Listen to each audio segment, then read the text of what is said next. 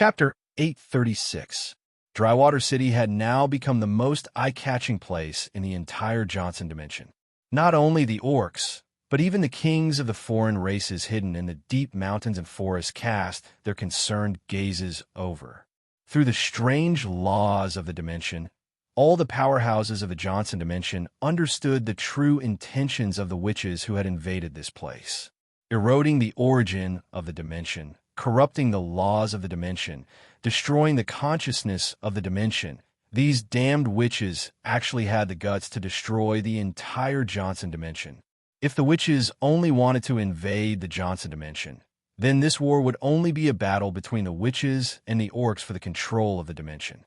The other foreign races were being oppressed so miserably by the orcs, and it was impossible for them to intervene. But now, the witches intended to destroy the Johnson dimension.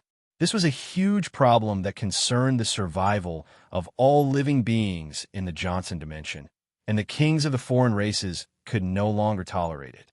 For a time, in the sky of the Johnson plain, there were beastmen sitting cross-legged on huge flying magic beasts, black-skinned natives wearing strange grass skirts and covered in strange tattoos, and tall giants taking big strides towards the direction of Withered Water City.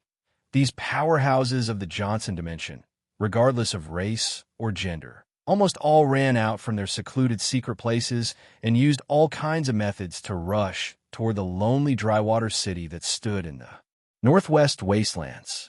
In 3 hours after the rotten root was planted, a large number of orc powerhouses actually arrived outside of Drywater City with the help of the great teleportation spell and began to attack the city in a frenzy.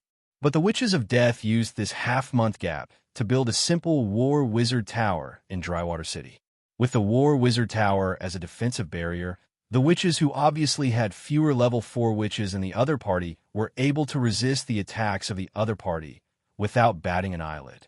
Under the towering and sturdy Drywater City, the rank for wizard beasts and monsters summoned by the witches blocked the orcs outside the city. The terrifying witchcraft released by the senior witches also caused the attacking orc powerhouses to suffer heavy casualties. It was an unspeakable tragedy. In this dimension battlefield where level 4 dominated, level 1 could only be regarded as cannon fodder, and level 2 could be regarded as barely qualified low-level warriors. Only by reaching grade 3 would one have the opportunity to charge and break through enemy lines on the battlefield. However, on a battlefield like this, if one was unlucky enough to encounter a grade 4 powerhouse, even a grade 3 powerhouse would fall in minutes. While the battle at the front line was in full swing, Grimm and his men who were waiting in the mansion finally received the news of retreat. It was a beautiful and enchanting banshee with an enchanting figure. Looking at her beautiful body, it was likely that her rank was even higher than Grimm's.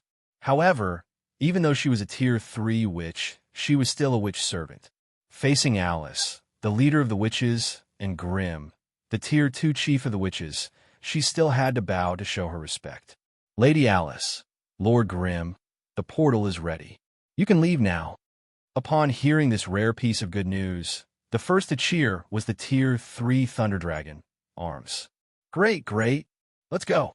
Let's not stay here any longer. This place is too scary. As a grade 3 Thunder Dragon, Arms could clearly sense the truth of the world hidden behind layers of curtains more than Grimm did. Not to mention anything else, just the surging conflict of planar laws in the central area of Drywater City had already scared the lightning dragon Arms so much that it was hard for him to calm down. Now that so many rank 4 orcs had arrived outside the city, the murderous aura they exuded made Arms even more restless and uneasy. If it wasn't for the fact that the witches had already banned all teleportation around Drywater City, the Thunder Dragon Arms would have long since escaped from the Johnson Plain in fear. In comparison, Grimm's understanding of the laws of the plane was not as deep as Alice's. Therefore, while Alice's face was pale as she endured the waves of the power of laws, Grimm was like a tiny ant in a nest. The world before him was so strange and dazzling. Everything he felt, heard, and saw was so unimaginable. No matter how hard he tried to see, hear, and feel, he felt like he was locked in a glass container. He could not understand everything he came into contact with. Laws. The power of laws, what was the essence of them? Where did their power come from? How did they methodically trap all living things in the world in a net, causing them to be unaware of it, yet willingly follow all of this? It had to be said that Grimm had robbed a lot of things over the years, but he still lacked the ability to understand and control the laws of the plane. When all power was pushed to the extreme, it would transform into some kind of mutated laws. Laws were the most reliable and most powerful weapons of the witches. Along with the Crimson Sorcerers and the Magic Machine Legion, Grimm and the rest followed the rank 3 Vengeful Banshee to a plaza in the southeast corner of the city. At the center of the square, a 10-meter-wide, 20-meter-tall door of light had been opened. Powerful spatial fluctuations were emanating from it. On the other side of the square, some witches from other factions were also silently waiting for the order to retreat. To be honest, the reason they were here was to help the Witches of Death with a small favor. There is no need to sacrifice their elites in such a cruel dimensional battlefield. At this point, the dimensional war had gone beyond the scope of a secular war. It had almost reached the stage of a life-and-death battle. On such a terrifying battlefield, those below Grade 3 were cannon fodder. Even Grade 3 witches could not guarantee that they would not die. Therefore, as allies, they had already done their best. The Witches of Death had to take the lead in the real battle. It was better for them to leave this terrifying battlefield as soon as possible. The dark red sky above Drywater City looked like the sky was bleeding, and it was gloomy and oppressive. Outside the city in the south, there was an earth-shattering sound accompanied by a strong tremor, causing the entire Drywater City to tremble. Thick and violent lightning streaked across the sky, illuminating most of the sky and causing the elemental barrier above Drywater City to tremble. The War Wizard Tower, towering in the center of Drywater City, emitted a huge magic light pillar, supporting the existence of the elemental barrier. Every now and then, it would trigger a wave of magic that was as deep as the sea, projecting it outside the city in the distance. Blocked by the towering city walls and layers of elemental barriers, the crowd could not really see how the battle was going outside the city. However, from the earth-shattering battle cries and loud roars in the distance, one could tell that the intensity of the battle had reached an extreme level. The teleportation gate had been opened, and the witches began to arrange their teams to pass through the light gate in an orderly manner and return to the sorcerer's world. Grimm stood by the side of the light gate, watching the battlefield in the distance while waiting for the magic weapon Legion to slowly pass through the light gate. This was not his battlefield, and it was not a war that he could intervene in. Feeling the violent collisions of the destructive auras, Grimm couldn't help but feel a surge of emotions, but also a little uneasy. All along, he had underestimated the 3 major sorcerers' organizations. Unlike the Central Continent, the strength that the Silver Alliance and the Northern Witches revealed might be very ordinary, but their hidden strength was very terrifying. The Witches of Death that he had learned through some intelligence organizations were only 2 to 3 level 4 witches on the surface. However, on the battlefield today, there were as many as 6 level 4 witches. Once such hidden strength gathered in the sorcerer's world, it would probably be enough to change the power structure of the Central Continent. Moreover, the Witches of Death could hide their high-level combat power in the secondary plane. So would the witches of other factions be as weak as they looked? Perhaps other than the Destiny Witches and the Chilly Winter Witches who had just revived and had not accumulated enough strength, the other witch factions were just pretending to be weak. If that was the case for the Northern Witches, what would the situation be like for the Silver Alliance and the Sorcerer Association? The reason why the 3 major sorcerers' organizations could be in a stalemate for thousands of years was probably related to the hidden strength behind them. In a situation where they could not swallow the other party, and the other party had a level 9 great sorcerer behind them, perhaps none of the forces would dare to take the initiative to start a war. Just as Grimm was lost in his reverie, an earth-shattering sound came from above. Grimm looked up in shock. Asterisk rip.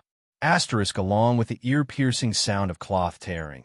A huge hole was torn in the sky, and a huge, sinister-looking beastman's head drilled in, letting out a deafening roar towards Drywater City. Damn little bugs, just wait to die here. Asterisk boom. Asterisk, the heavens and earth shook, and even the entire plane became a little unstable. Two metal magic machines that were about to pass through the teleportation gate encountered this spatial shock. As the light gate shook, the space was compressed and cracked like a broken mirror. The broken space rippled in all directions, and the two magic machines bore the brunt of it.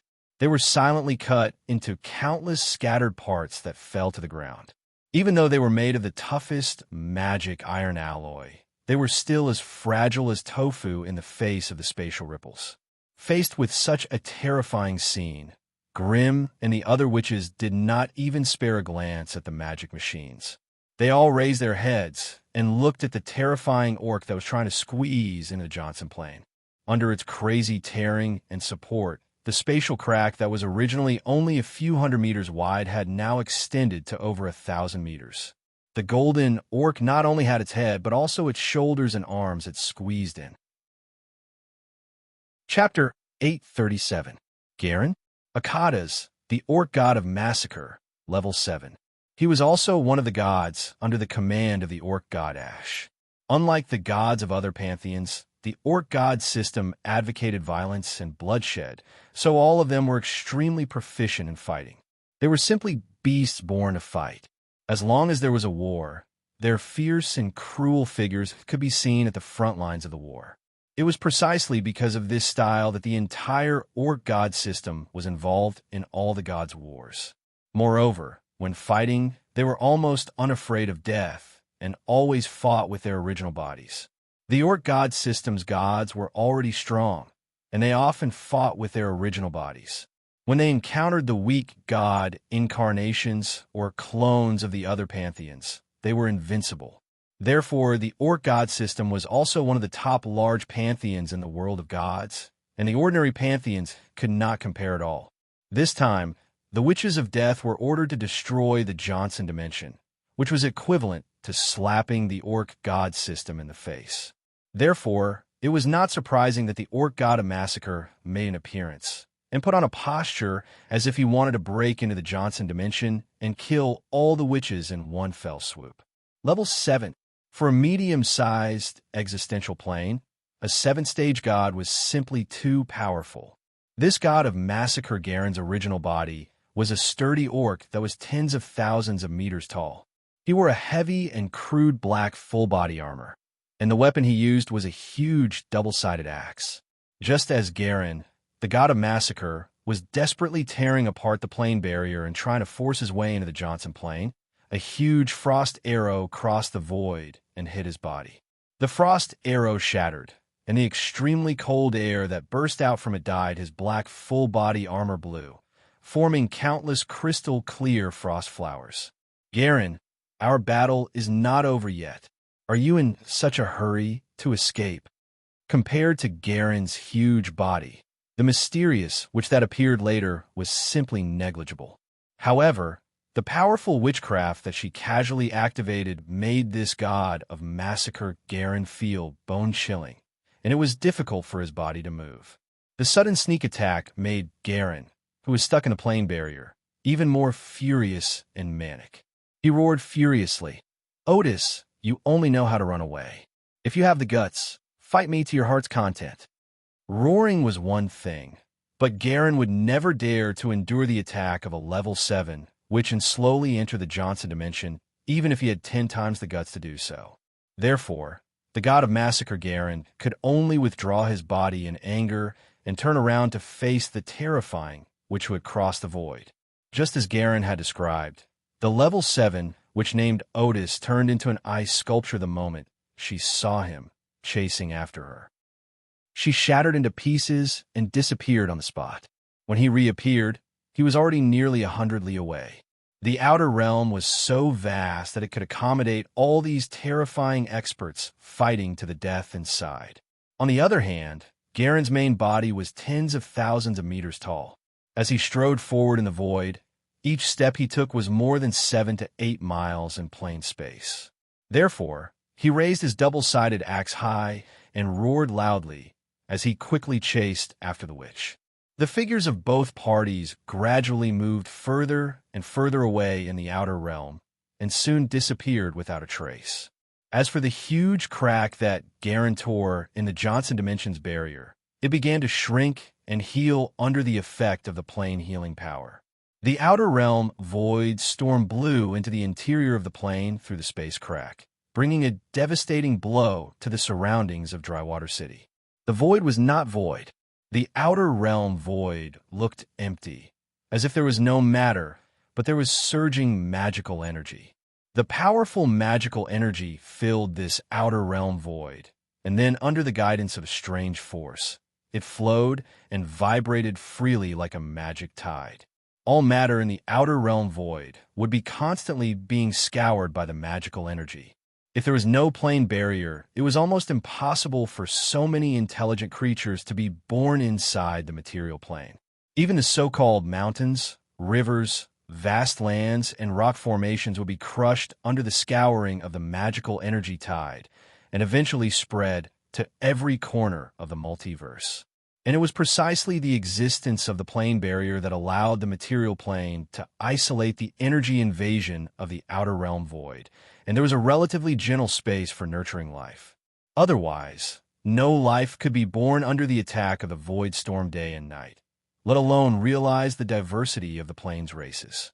Therefore, when Garen tore a crack in the plane barrier, the void energy that rushed into the interior of the plane from the crack brought a terrible disaster to the living creatures and the earth around Drywater City. A series of terrifying void tornadoes quickly formed around Drywater City, constantly sucking everything on the ground into the energy storm, tearing and twisting everything into fine particles and throwing them thousands of miles away. Under the erosion of the void energy, the sparse green on the earth quickly faded, and all the fragile lives died one after another under the chaotic magical energy. The entire earth became dead silent. Drywater City, which was right below the space crack, also suffered from the disaster and became the place where the void storm attacked the most. The layer of elemental barrier that covered the sky and the earth broke instantly, exposing the entire Drywater City to the energy storm. If it was not for the War Wizard's Pagoda that held up a few small shields in time to protect the important facilities in the city, the loss of the Witches of Death would have reached a shocking level. But even so, the places where the magic barrier couldn't protect the undead were blown away by the raging energy storm. Their bones and flesh were corroded, and they were instantly blown into pieces. Rows of dead souls fell down, first turning into piles of bones, and then quickly turning into ashes, swirling all over the sky. And the square where the teleportation portal was located also held up a magic shield, finally blocking the surging magical energy. Grimm looked around and looked at the terrifying scene in front of him that was like the end of the world, full of shock. The feeling in his heart was indescribable. This was the terrifying damage that could be caused by great wizard-level wizards. Their every move not only harmed the creatures of the plane, but also the plane itself. One could imagine that even if the level 7 god of Massacre Garen successfully destroyed Drywater City through the plane barrier, the damage he would bring to the Johnson plane would not be small. If he was not careful, the damage he would bring to the Johnson plane would be far greater than the Witches of Death. Now that Garen had been lured away by the terrifying Northern Witch, the plane war would continue to go on. Unless the Witches of Death plan was destroyed, or the attacking orcs suffered a heavy blow, this plane war would never end. The plane war would always end with the defeat of one side. This was actually the most realistic scene of the plane war. Shaking his head and sighing silently, looking at the teleportation portal that had stabilized again, Grimm no longer hesitated and stepped into the teleportation portal. The other end of the teleportation portal was naturally still on the huge square in Wilning. The witches returned one after another, and after a brief greeting, they left Wilning one after another. This kind of plane war that gathered all the elite combat power of the Northern Witches might be very novel to Grimm, but to most of the Northern Witches, it was nothing more than a normal thing. Although there were still internal conflicts among the northern witches, when it came to external expansion, they worked together and united as one, which was a rare sight. In contrast, the central continent, where the sorcerer families were located, seemed too disorganized, always giving people the strange impression that they were in a state of disunity. Grimm stepped out of the teleportation portal, simply stabilized his mind, and returned to normal again. To be honest, after experiencing the carnage and destruction of the Johnson Plain, he had returned to the peaceful sorcerer world in the blink of an eye. This huge contrast made Grimm feel as if he was trapped in a strange dream. Right now, he was the leader of a rising sorcerer family in the sorcerer world, and his future was limitless. In another plane far away, it had become a slaughterhouse for the orc gods and the witches of death. It was not hard to imagine that when the rotten roots sacrificed by the witches of death completely invaded the laws of the Johnson Plain, it would contaminate the plane's consciousness and corrode its origin. That would be the moment the entire Johnson Plain would be destroyed. This process could not be reversed, nor could it be stopped. Although Grimm did not have any relationship with the billions of creatures in the Johnson Plain, he could not help but feel a little lost when he thought about how the creatures in the entire plain had become the sacrifices of some powerful beings who fought and exhausted each other under his own eyes. Grimm would not feel any guilt for slaughtering hundreds and thousands of the natives of the plain, nor would he blame himself for it. However, when the number of casualties rose to hundreds of millions, even Grimm, who prided himself on having a heart of stone, could not help but hesitate. Life should not be taken so lightly, and it should not be wasted for no reason. Respecting life did not mean that he wanted to be a universal pacifist. It was just his attitude and way of thinking towards the creatures of the plains. The multiverse gave birth to all kinds of planes, and the different planes gave birth to billions of creatures. Only when the number of creatures reached a certain level would the entire world show signs of vitality. This was perhaps the main axis of the multiverse's continuous development. What Grimm needed to do was undoubtedly to align his development path with this axis. Otherwise, he would eventually become a member of the world that was spurned by it. Just as Grimm was silently thinking about the path he should take, a message from afar interrupted his thoughts. Chapter 838. Arbitration. Grimm had just arrived at the Blazing Flame Monarch when he heard this shocking news. Yes, Gargamel replied respectfully. The news came from the scattered Tarot Union. It said that the head of the Kamara family has already applied for arbitration, requesting a duel to resolve the conflict between the two families. Those old fellows in the Union have already agreed.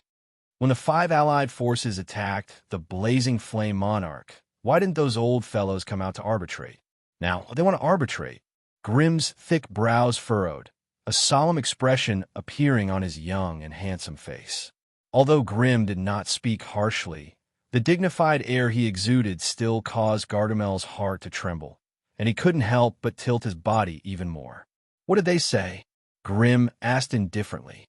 The Kamara family seems to have invited the elders of the Union to exert pressure on us. 2 of them have already informed us to stop our attacks in the Kamara family's territory. The arbitration elder has already arrived at Rayon City and has asked the heads of both families to go there on the 9th of June to accept the arbitration. 9th of June?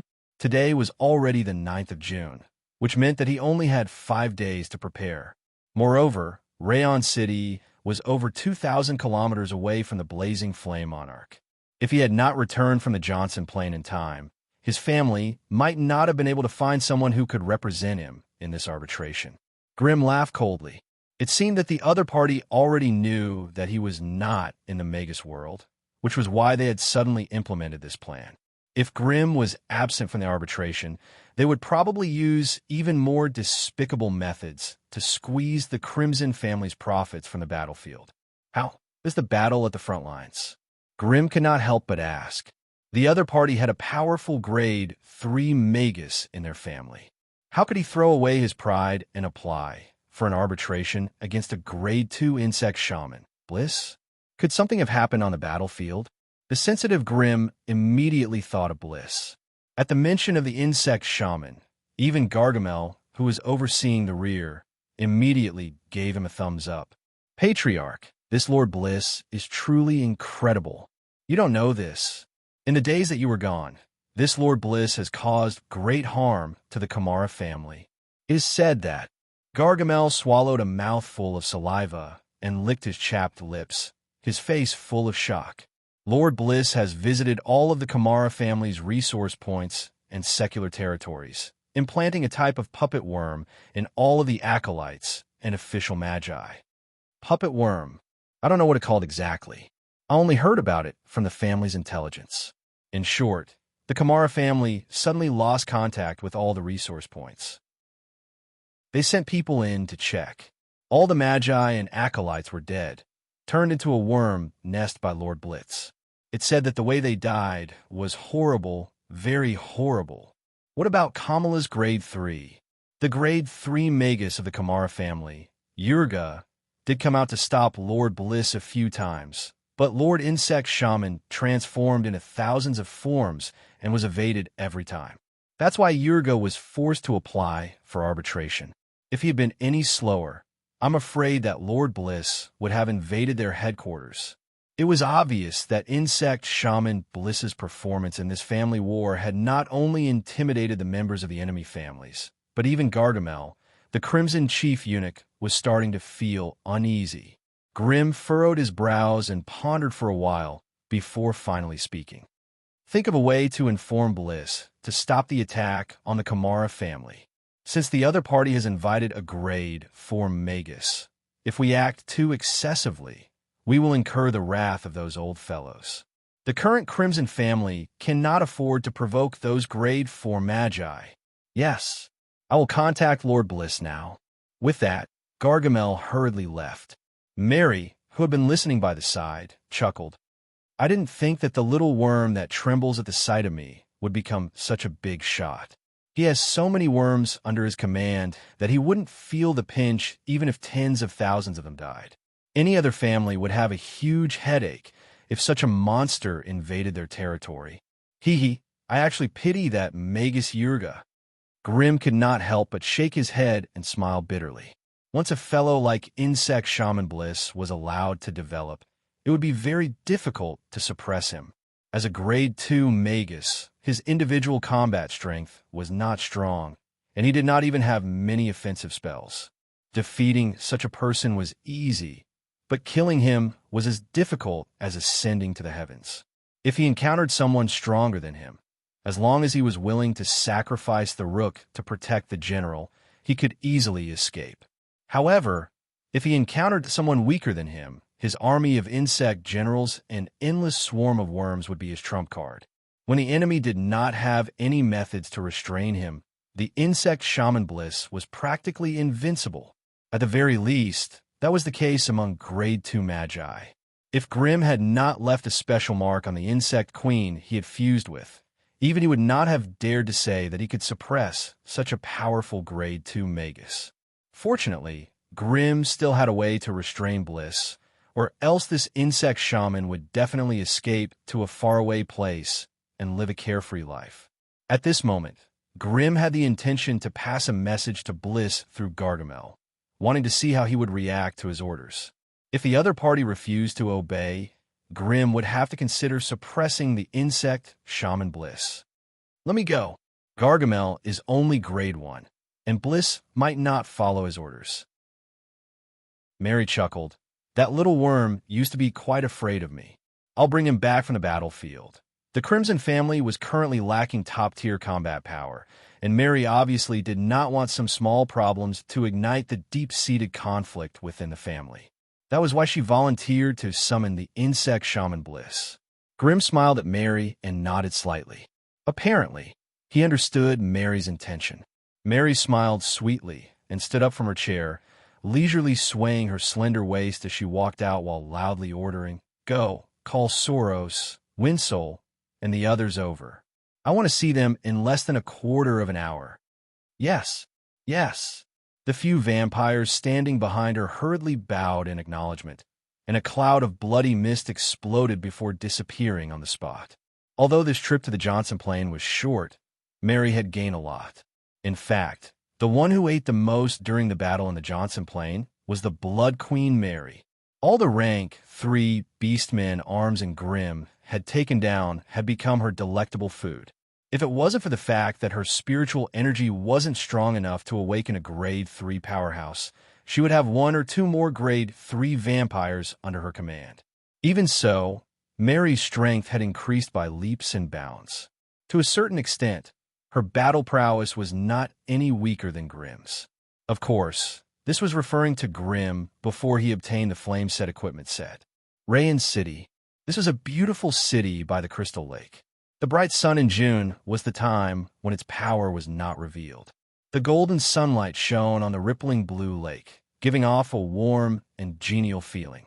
Grim, Mary, and Bliss were each riding a manticore, flying close to the surface of the lake.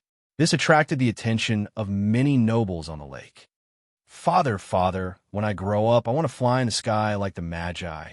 A noble boy of about 7 or 8 years old looked at the ferocious manticore flying over his head with envy. When he saw the blurry figure of a magus sitting cross-legged on it, he could not contain his excitement. The noble boy's father, a middle-aged man, had a bitter smile on his face. "Child, that requires talent. Not everyone can become a magus." "Talent? What kind of talent?" the boy asked, not fully understanding. "A talent to become a magus." The noble man stroked the boy's soft, light blonde, curly hair and laughed bitterly. "Without this talent, no matter how smart you are, no matter how hard you work, it's useless." After saying this, a deep sigh drifted over the beautiful lake. Grim and the others did not notice or care about the little interlude that was happening below them. In just 2 days, they had hurried from the blazing flame monarch to Rand City. The 3-headed chimera flapped its wide, leather-like wings and flew high into the sky. It flipped over a tall city wall, streaked past rows of exquisite and beautiful buildings, and quickly flew toward the wizard's pagoda that pierced through the clouds. This was a large wizard pagoda with 15 floors. There was a large landing platform at the top of the pagoda, where many magi were descending on flying magical beasts. The 3-headed manticore that was carrying Grim and the other 2 raised its neck and let out a sharp roar. It suddenly accelerated and landed on a wooden platform that had been temporarily built. When the manticore landed, it flapped its wings madly, stirring up a gust of wind that almost blew away the magus acolytes who were waiting there. The young acolyte hugged a wooden pillar and endured the gust of wind, then jogged over to the group. "We'll be staying here for a few days. Remember to take good care of these manticores." Grim gave a few simple instructions, then threw out a bag of magical crystals and walked towards the entrance of the platform without looking back. The young acolyte hurriedly caught the magical crystals, nodding and bowing as he agreed. When he inadvertently raised his head and met the eyes of the black-robed person at the back, his mind suddenly trembled, and he almost dropped the magical crystals in his hand. What a terrifying gaze! The young acolyte only regained his composure after the 3 unfamiliar magi disappeared from the entrance of the wizard's pagoda. Black robe, green eyes, could he be the Lord Insect sorcerer who had been stirring up trouble in the Kamala family recently? Chapter 839. Rain City Wizard Tower. In a spacious golden hall, exquisite crystal lamps hung from the domed ceiling emitted a gentle yellow light, shining on the clean and beautiful murals, rendering the place resplendent. The atmosphere was solemn. The wizards, who were dressed in robes of various colors, raised their crystal cups and smiled warmly. They nodded to each other and toasted each other.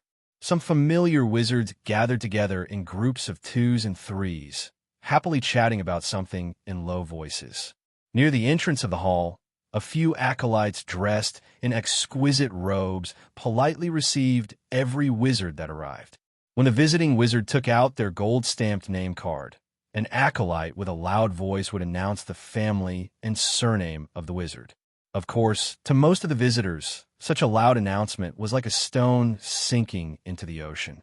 The wizards in the hall were still busy with their own things, not caring who the visitor was.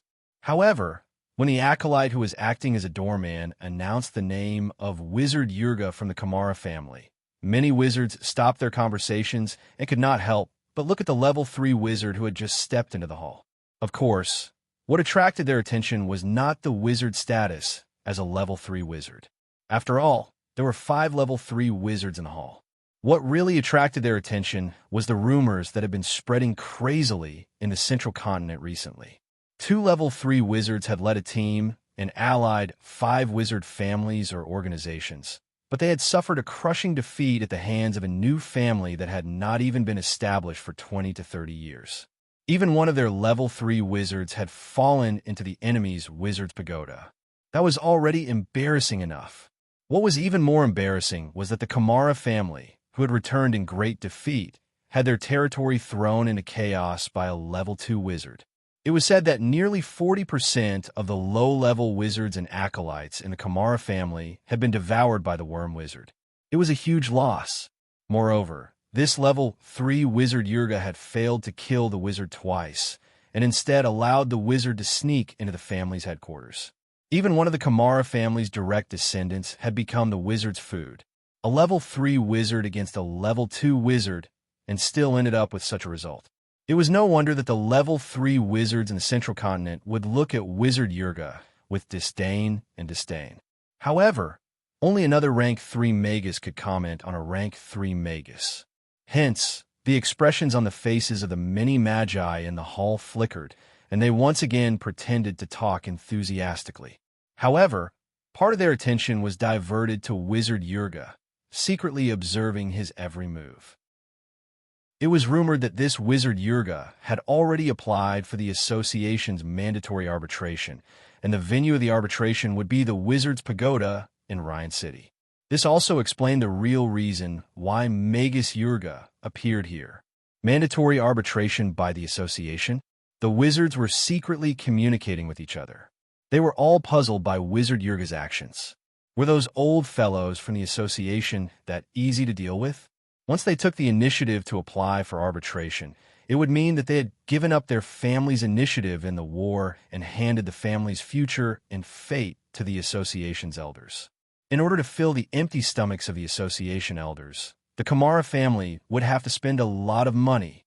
Dressed in a black robe, Yurga slowly shuttled through the Golden Hall with an indifferent expression.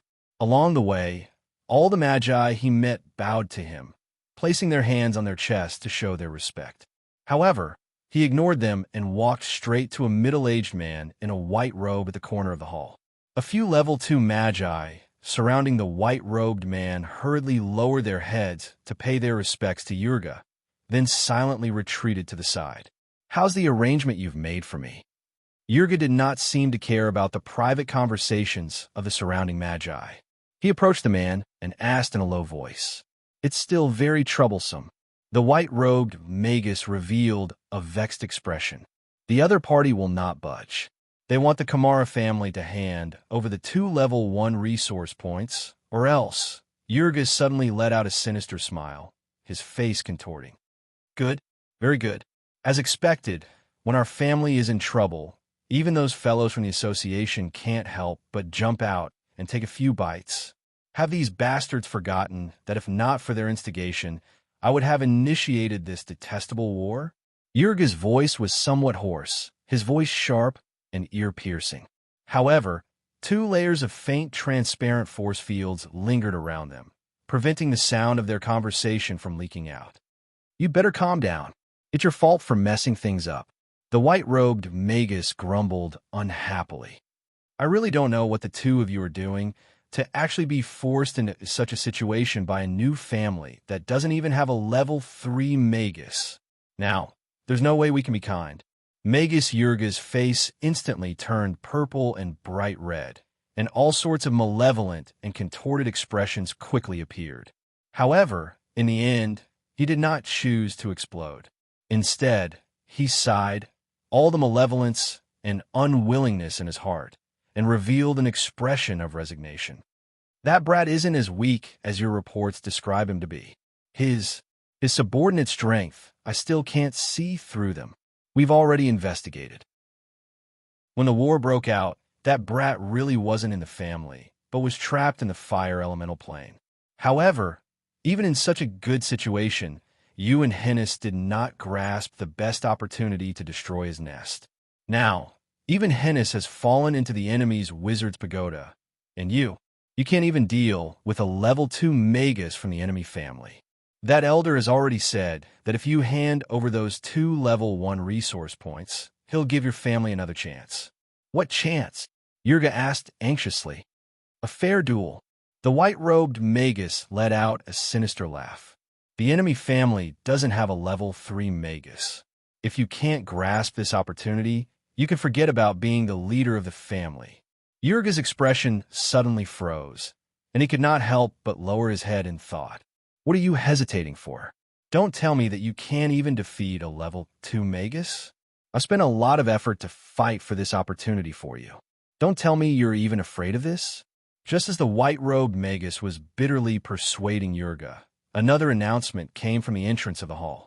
The leader of the Crimson family, Magus Grimm, Magus Mary, and Magus Bliss have arrived.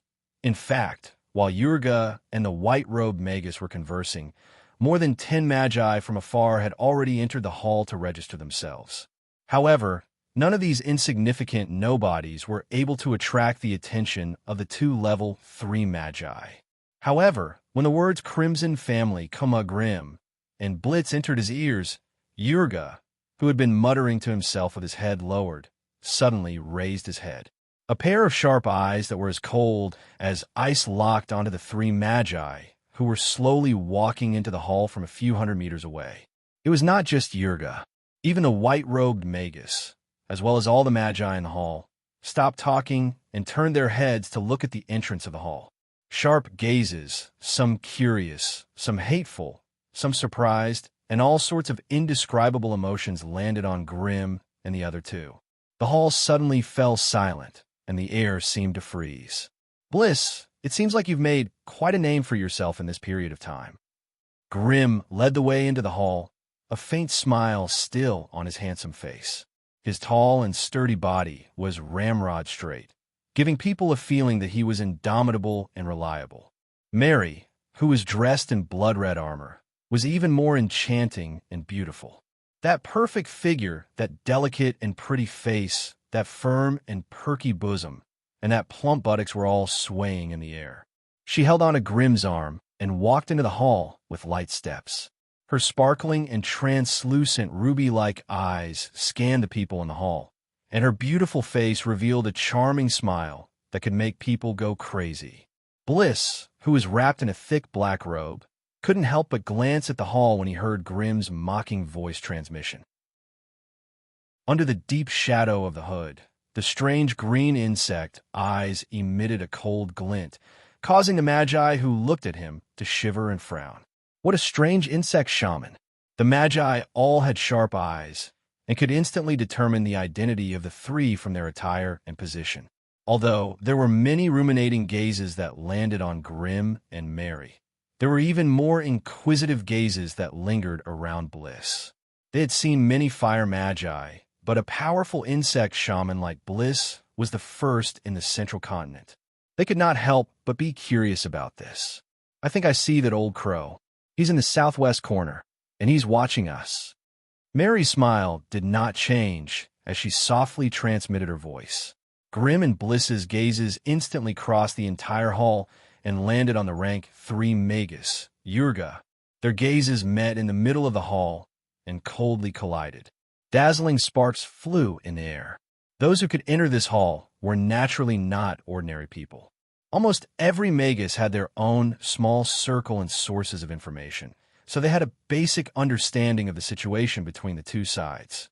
Seeing how the 2 sides were at each other's throats the moment they met, the magi could not help but scatter to the sides, creating a straight path for both sides. Although Grimm had never seen the rank 3 magus Yurga before, his attention was drawn to the black-robed, cold-faced rank 3 magus through his unique aura. Come, let's go and greet them. Grimm smiled, leading Mary and Bliss towards Yurga and Bliss. You can tell that fellow that I've agreed to his request. I'll immediately pass the 2 grade 1 resource points to him. Tell him to make the arrangements, and I'll definitely receive them well." Yurga quickly transmitted his voice to the white-robed magus, a cruel smile appearing on his face as he coldly watched the three approaching.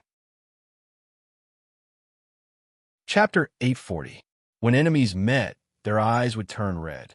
However, this was a public place like the Wizard's Pagoda in Rain City. Furthermore, the other party was invited by the association, so there was no chance of Yurga plotting against him. Yurga had to maintain his dignity as a high-grade sorcerer.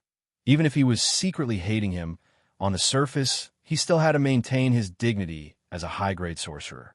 "Greetings, Lord Yurga." Grimm took the lead and bowed respectfully to the other party. The two of them did not belong to the same hierarchy, nor were they related. Yurga could not find fault with Grimm taking the initiative to bow to the other party as a level 2 magus. "All of you are very good. Very good." Yurga's expression was cold as he squeezed the words out of his mouth. His bloodshot eyes were filled with rage as he glared at the bug Lich Bliss, who was dressed in a black robe and standing quietly behind Grimm. Yurga could not wait to kill the three people in front of him. However, the one who infuriated Yurga the most was the bug Lich Bliss, who never fought head-on with anyone and only went around ambushing low-grade magi. The reason why the Kamara family was in such a state was because this damned bastard had swept through all of the Kamara family's resource points and territories. All the low-grade magi were killed or turned into strange insects, and all the acolytes had their blood essence and mental strength sucked out. This was a vicious and sinister move. Even if the Kamara family could survive this crisis, they would not be able to rest in peace for the next 100 years. Normally, such a vile act would not be tolerated in the Magus world. However, both sides were at war, and the bug Lich Bliss did not spread the flames of war beyond the Kamara family's territory. Yurga could only swallow this bitter pill in silence. He was forced by a group of level 2 magi to seek help from the Pagoda Force Association. As for the consequences of asking for help, Yurga's heart ached every time he thought about it. Every family spent a lot of effort to create a level 1 resource point, and it was the foundation for the continuation and development of the family. Now, the Kamara family's only 2 level 1 resource points had fallen into the hands of the association's maggots. He could only watch as the few grade 2 players swaggered around in front of him. The elemental waves around Yurga were violent and disordered. Just when he was about to lose control of his anger, the white-robed magus standing next to him said coldly, "Yurga, you can't fight here." These people were all invited by the association, and most of the magi present knew about it. If you make a move here, any agreement between you and the association will be nullified. Don't force me to lead the law enforcement team to hunt you down. With that, the white-robed magus turned around and glanced at Grimm and the others. He took the initiative to speak. "You must be the leader of the Crimson family, Grimm. I'm Lauren, the leader of the Pagoda Forest Association's disciplinary department. I'm the one who invited you here." Scattered Pagoda Association disciplinary department? Grimm's heart trembled slightly. He had a vague impression of this name. It seemed that someone had told him that the disciplinary department was a magus organization with great power in the central continent. Almost all of the organization's members were elite combat magi, and their responsibility was to clean up the black sheep of the magus community. They were the ones who captured and hunted down those who violated the magi's rules. This was a powerful magus organization with real power and the ability to act. As long as Grimm wanted to have a foothold in the central continent, he could not afford to provoke these ruthless magi. Grimm quickly put his hand on his chest and saluted the other party. "Since you're all here, let's not waste any more time. Come with me." Under the guidance of Wizard Lauren, Yurga, Grimm, and the others arrived at a secret magic room. They sat down and began a difficult negotiation. After everyone had sat down, Wizard Lauren said calmly, "During this period of time, your two families have caused a lot of trouble in the Alobis area. It has seriously affected the basic order of the area. Therefore, I represent the association's Elder Nicholas and Elder Matthew to give you a serious warning. You must end this war in the shortest time possible and explained to the association about the large-scale killings that happened during the war. Wizard Lauren paused for a moment, and his eyes unconsciously landed on the bug lich, Bliss. "Honorable Mr. Lauren, I'm sure you already know the whole story." Grimm was not intimidated by the other party's imposing manner. He smiled calmly and said, "The cause of the whole incident was Lord Yurga of the Kamara family led his men to ambush our family's encampment and killed many of our people." Wizard Lauren did not say anything. For the first time, he squinted his eyes and looked up and down at this young family leader. "Therefore, after we defeated the enemy's attack, we, the Crimson family, naturally have the right to retaliate against the enemy's family according to the wizard law." The whole process of retaliation also strictly followed the wizard law. We did not disturb any non-Kamara family's territory or wizards. Grimm smiled. "I don't think the association will deprive us of the right to retaliate, right?" Wizard Lauren had no choice but to explain, No. Don't misunderstand me. I'm not saying that the association will deprive you of the right to retaliate, but the war between you and the Crimson family has affected too many territories and resources. It has affected the strength of the entire Central Continent. Therefore, the elders of the association hope that you can use a reasonable method to end this war. This time, it was Grimm's turn to squint his eyes. "I don't know what reasonable method Mr. Lauren is referring to." "Family duel." Wizard Lauren smiled sinisterly and said in a fair and just manner, "Yurga has already proposed to the association to force an arbitration, and he has received the approval of the 2 elders of the association. The 2 of you must immediately end the secret war and settle the dispute through a fair duel." "Family duel? What kind of duel?" "Each of your families will send out a member of your family, and the winner will be decided through a fair duel. The loser will have to apologize to the winner and compensate the other party for all the losses of the war." Hearing such a harsh condition, Mary, who was sitting behind Grimm, immediately let out a high-pitched scream. "Fair? How is this fair? We've clearly won this war. Why should we participate in this kind of family duel?" Just when Mary was about to explode in anger, Wizard Lauren flicked his finger and a green halo bloomed.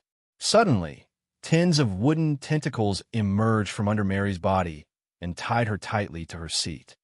"Little guy, no one has ever taught you how to respect a high-ranking wizard. He. Just based on what you just said, I can punish you for looking down on a high-ranking wizard." "Humph. Do you think the Central Continent is a place where a little rank 2 vampire like you can strut around?" Wizard Lauren's hand was emitting a terrifying magical wave as he coldly looked down at Grimm and the other 2. "Today's meeting is just to inform you about this matter, not to discuss anything with you.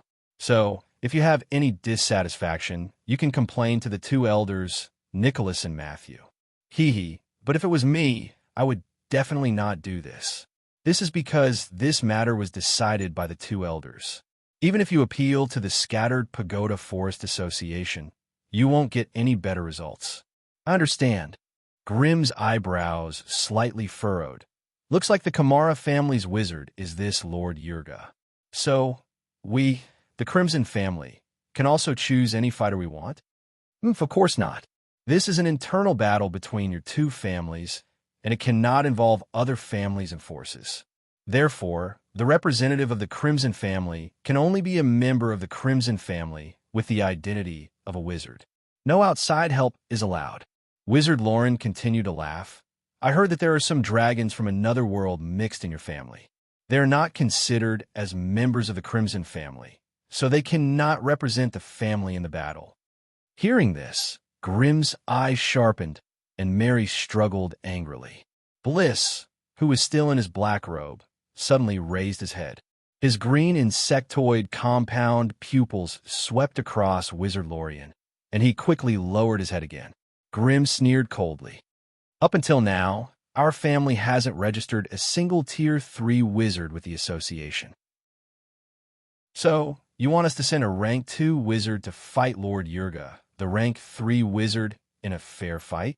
Grimm said coldly. When he said the word fair, he clenched his teeth and spat it out word by word. "You can think of it that way. Wizard Lauren was still smiling calmly. Anyway, this duel has been approved by the two elders of the association. You have to agree even if you don't want to, or else the disciplinary department of the association has the right to punish those who do not follow the rules of the association. Time. Location. Grimm's forced smile was bordering on anger. 3 days later, in the public arena of the Wizard's Pagoda, Lauren still had that annoying smile on his face. Don't worry. We will maintain order at the scene. We will not let anything illegal happen. Grimm did not say anything else. He turned around and lightly pointed his finger. A cluster of crimson flames condensed into a strange blade at the tip of his finger and quickly sliced through the wooden ropes that bound Mary. Wherever the sharp, high-temperature flame blade passed, the wooden rope was cut in half, and Mary regained her freedom. We will come in 3 days. Chapter 841. 3 days later. The public arena of Leon's Wizard Pagoda. News of the duel between the Kamara family and the Crimson family had spread like wildfire in Leon's Wizard Pagoda. It had become the hottest topic of conversation for everyone. As the internal information of the two families was revealed, more and more people began to understand the inside story of the duel. The Kamala family had a powerful rank 3 magus, Yurga the Crow of Death. This terrifying name could even stop children from crying at night in the central continent and make wizards shrink back at the sight of him. Yurga's strength was not the strongest among the Tier 3 wizards in the central continent, but with his terrifying death ray, other Tier 3 wizards would not dare to provoke him. Once the death ray's death gaze effect was triggered, Yurga would be able to kill anyone who stood in his way. He would look like an elite Tier 3 wizard. On the other hand, the Crimson family was a new wizard family that had just risen. There were no Tier 3 wizards registered in the Wizard Association. This meant that the Crimson family would be forced to fight Yurga with a Tier 2 wizard. A Tier 2 against a Tier 3. Was there any meaning to such a duel? Perhaps the Crimson family would just admit defeat and fork out a large amount of magic crystals to compensate the other party's losses. Or they could send out the insect Lich, Bliss, and end this meaningless farce with the deaths of his subordinates. The Crimson family had been treated unfairly, but no magus would complain about it. The hard power of a family was a part of the family's strength, but so was the soft power of family. Ever since the Crimson family was established, they had always dealt with everything head-on.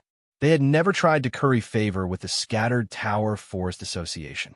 Now that they had suffered a loss, it was not out of the expectations of the wizards. In the central continent, other than working hard to increase their strength, a wizard family also needed to maintain a good relationship with the association. It would be best if they could find 1 or 2 association elders to represent the family's interests. Only then could they ensure the smooth development and expansion of the family. The leader of the Crimson family was a hothead. Not only did he not find any backing for himself, he had more or less offended the association elders. The so-called elders of the association were all Tier 4 powerhouses. Naturally, they would not make things difficult for a Tier 2 sorcerer. However, many unexpected troubles of various sizes had come to bother the Crimson family, causing them to be exhausted from dealing with them. At the appointed time, both sides finally gathered in the public arena again. The spectator stands around the arena were densely packed with magi and acolytes who had come to watch the battle. Wizard Lauren was the representative of the association's disciplinary department. He took the lead and announced the reason for this duel in a loud voice. Afterward, he turned his gaze towards the 2 dueling parties. Yurga, you're the only one from the Kamara family. Are you going to represent the Kamara family in the war? Yes. With a reply, Yurga's black robe shook, and his entire body exploded into a cloud of black smoke. He floated to the side of the arena and reformed his body. Grimm, who does the Crimson family plan to send? Wizard Lorien asked loudly. Behind Grimm, the bug Lich Bliss body trembled slightly. He could not help but raise his head and stare calmly at the expressionless Grimm. When Grimm's gaze met with Bliss, the bug Lich could not help but lower his head in fear. On the contrary, It was Mary who passionately responded to Grimm's gaze. She was eager to give it a try. I, the one representing the Crimson family, will be me. But what surprised everyone was that the young and robust patriarch of the Crimson family loudly accepted the mission of death and walked into the arena with large strides. No, Grimm, you can't do it yourself.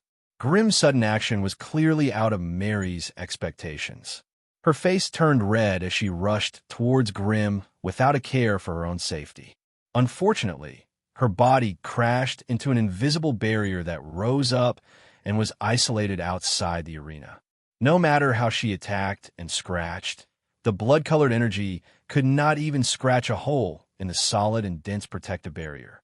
Instead, under the surging energy, Mary's nails broke and blood flowed everywhere. Buglich Bliss was stunned on the spot. To be honest, he would not have guessed that this would happen even if he had 10 more guesses. It was impossible for a Grade 2 Magus to win against a Grade 3 Magus. Instead, it would be the Magus who was fighting that had a slim chance of survival. With the enmity between the two families, Magus Yurga would definitely not show mercy to the Crimson family Magus. Magus Yurga would definitely do his best to kill his opponent openly and obtain victory in the family war. Leaving Mary and Bliss behind, Grimm strode to the side of the arena and faced Magus Yurga from afar. "It's you." Yurga's skinny face was also filled with shock. Of course, he was not afraid of Grimm. It was just that he could not guess the reason for Grimm's actions. Could it be that Grimm was not afraid of death, or that the reputation of the Crow of Death was so weak that it could not be ignored? Yurga sneered. His whole body slowly floated 10 meters above the ground. His pair of scarlet eyes had become even redder. "Good, very good. Then let us settle the conflict between our families here." With that, Yurga's body exploded again, and the entire left side of the arena was shrouded in a thick, inky black fog. The black fog rumbled, and it was impossible to see what was inside. One could only hear the ear-piercing cawing of a flock of crows, as if the black fog had become the territory of a large group of crows of death. The battle had not even begun, but the aura of this Grade 3 Magus was already so overbearing, as if he was going to crush Grimm. "Little fellow, you are very courageous, but this decision is not very wise. Now, I will give you 1 more minute to prepare. After that, I will announce the start of the duel." Wizard Lorien's voice resounded in the arena. It was obvious that he was not optimistic about Grimm's chances. Grimm's expression turned solemn. He took a deep breath and threw out 2 magic puppet crystal cores in succession. As they roared and transformed into 2 terrifying 6-meter-tall flame demons, Grimm also began his transformation. First transformation, flame body. Raging elemental flames spewed out from every pore on Grimm's body, forming a fiery pillar that spiraled around him. Grimm also quickly transformed from a body of flesh and blood to a body of fire elemental flames.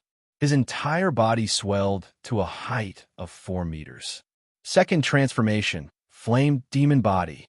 Grimm opened his mouth and roared loudly. As the elemental attributes of his torso changed, his body of fire transformed from a pure illusory body into a gigantic Balrog composed of lava, flint, and boiling magma. His entire body swelled again, reaching a height of more than 6 meters. For a moment, 3 terrifying flame demons that were over 6 meters tall stood together in a triangular formation, turning one side of the arena into a huge sea of flames that surged into the sky. And this was not the end.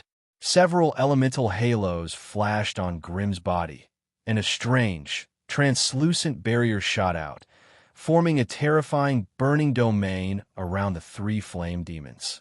In an instant, the 3 flame demons disappeared in the huge sea of flames, and it was hard to find any trace of them. A sea of flames against a black mist. Although the barrier in the middle of the arena had not been removed, the terrifying might of both sides was already locked in a stalemate. Damn, is this a level that a rank 2 Magus can achieve? Many wizards sitting in the arena couldn't help but be dumbfounded as they discussed among themselves. Although the elemental vibration from Wizard Yurga's side was a little stronger, it seemed like they were evenly matched. It was hard to tell who was stronger. After all, Wizard Yurga was also known for his strangeness and viciousness. In terms of creating a situation, it was hard to compare with the fire wizard on the battlefield. Time's up. I hereby announce the start of the duel. Following Wizard Lorne's announcement, the barrier in the middle of the arena disappeared without a sound. In the next moment, the rolling black mist and the raging flames collided with each other, producing a strange sound that made people's teeth ache and legs go weak. Within the black mist, countless death-announcing ravens flapped their black wings and rushed into the sea of flames, quickly extinguishing a large area of flames. At the same time, the sea of flames surged forward with a terrifying momentum, burning the death-announcing ravens into ashes one after another. The death-announcing ravens exploded into a sky full of black mist. Yurga was hidden in the black mist. His enormous power of the will turned into countless silk-like spiritual tentacles, reaching into the depths of the sea of flames. As long as he could find Grimm's trail, with the spiritual pressure of a rank 3 wizard and the death rays of the death-announcing ravens, he would be able to crush his opponent in an instant. Even a lion had to give its all to catch a rabbit. The humiliation that the Kamara family had suffered previously required a hearty victory to wash away. Therefore, Yurga would not give that young wizard any chance to stall for time or admit defeat after a short confrontation. However, what surprised Yurga was that as the strange flame barrier expanded, it quickly enveloped the huge arena that was 2 miles wide. In the midst of the flames, Yurga also sensed another strange magical force. The elemental energy in Yurga's body suddenly lost its original vitality and became a little sluggish. His opponent's sea of flames did not seem to be affected at all. Instead, it became even more intense, and the flames became fiercer. An elemental barrier? Yurga's thin face was immediately covered with a layer of gloom. Chapter 842. Compared to a rank 2 magus, what were the strengths of a rank 3 magus?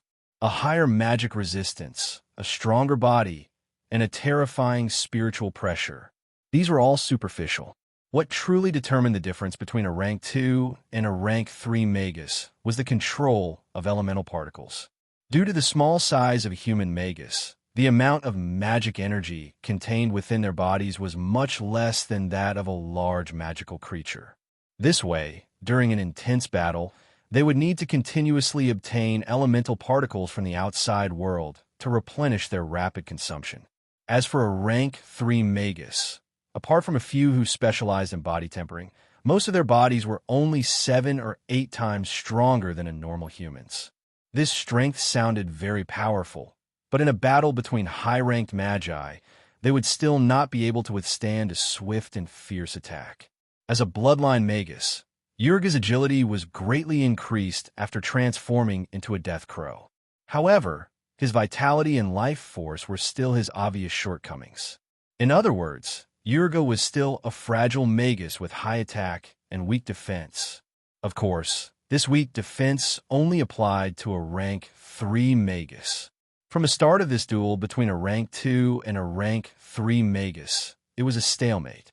On one side, there was a dense black fog, while on the other, there was a raging sea of flames. Both sides invaded and tangled with each other, frantically depleting the magical energy within the other's domain at every moment. That young rank 2 fire magus actually displayed strength that was not inferior to his opponents, and did not seem to be at a disadvantage in the contest for the domain space. This undoubtedly caused many of the magi watching the battle to be greatly astonished. However, from their point of view, such bravery was meaningless. Under the pressure of a rank 3 magus, how much of an advantage could that rank 2 fire magus have in the contest for elemental particles? Once he stopped replenishing his energy from the outside world, how long could he maintain such a powerful burning domain with just the magical energy within his body? When that time came, Even if his opponent did not force him, he would still have to disperse this energy-consuming elemental domain. Once he lost the protection of the elemental domain, it would be a piece of cake for Magus Yurga to kill this young fire Magus. How could a rank 2 Magus withstand the death gaze condensed from hundreds and thousands of death rays? Just as the surrounding magi were discussing amongst themselves, Yurga, who was in the middle of the sea of flames, had a completely different feeling from them. Damn it, why do these flames hurt so much? As a Tier 3 sorcerer, Yurga's magic resistance had already reached 217 points with the help of a few protective spells. He was basically equipped with basic fire resistance. But even so, when he dived into the sea of flames, the 1,326 death crows that he had transformed into felt the damage caused by the flames. A terrifyingly high-temperature stream of flame swept over. Dozens of death-announcing crows couldn't dodge in time and were swept by the flame tail. They were instantly incinerated into ashes and couldn't be more dead. At the edge of the black fog, there were always some crows that couldn't dodge in time and fell prey to the sea of fire. Damn it, where's the fire wizard hiding? Yurga's massive mental strength shuttled through the sea of fire, but he did not find the young fire wizard. Even the 2 elemental puppets had disappeared, leaving no traces behind. If he continued to delay like this, even though he could use his wizard power to replicate the lost death-announcing crow, his own wizard power would also be continuously depleted. He couldn't possibly have such a difficult time fighting a Tier 2 sorcerer. The impatient Yurga immediately took action. Thousands of death-announcing crows cawed as they charged into the sea of fire. As they spread their wings and flew, they shot death rays from their scarlet eyes into the sea of fire. Strangely enough, a low grunt suddenly sounded from within the burning domain, which had been empty except for the flames. Immediately after, a large portion of the sea of fire was extinguished, as if the flames had a soul of their own. As the death-announcing crows continued to spread, the area of the sea of fire began to shrink rapidly. The churning black fog instead swarmed in, taking advantage of the opportunity to invade the burning domain. Grim, who had been hiding within the sea of fire, sighed. He knew that the sea of fire alone would not be enough to deal with the Tier 3 sorcerer's attacks. He could only use his mental strength to give the 2 terrifying flame demons new orders. The sea of fire was the combat space Grim had set up for himself, and he would not allow his opponent to dominate it. Hence, when the death-announcing crows attacked the sea of fire without restraint, the sea of fire retaliated immediately. In the depths of the raging flames and scorching heat waves, 2 indomitable and terrifying flame demons appeared.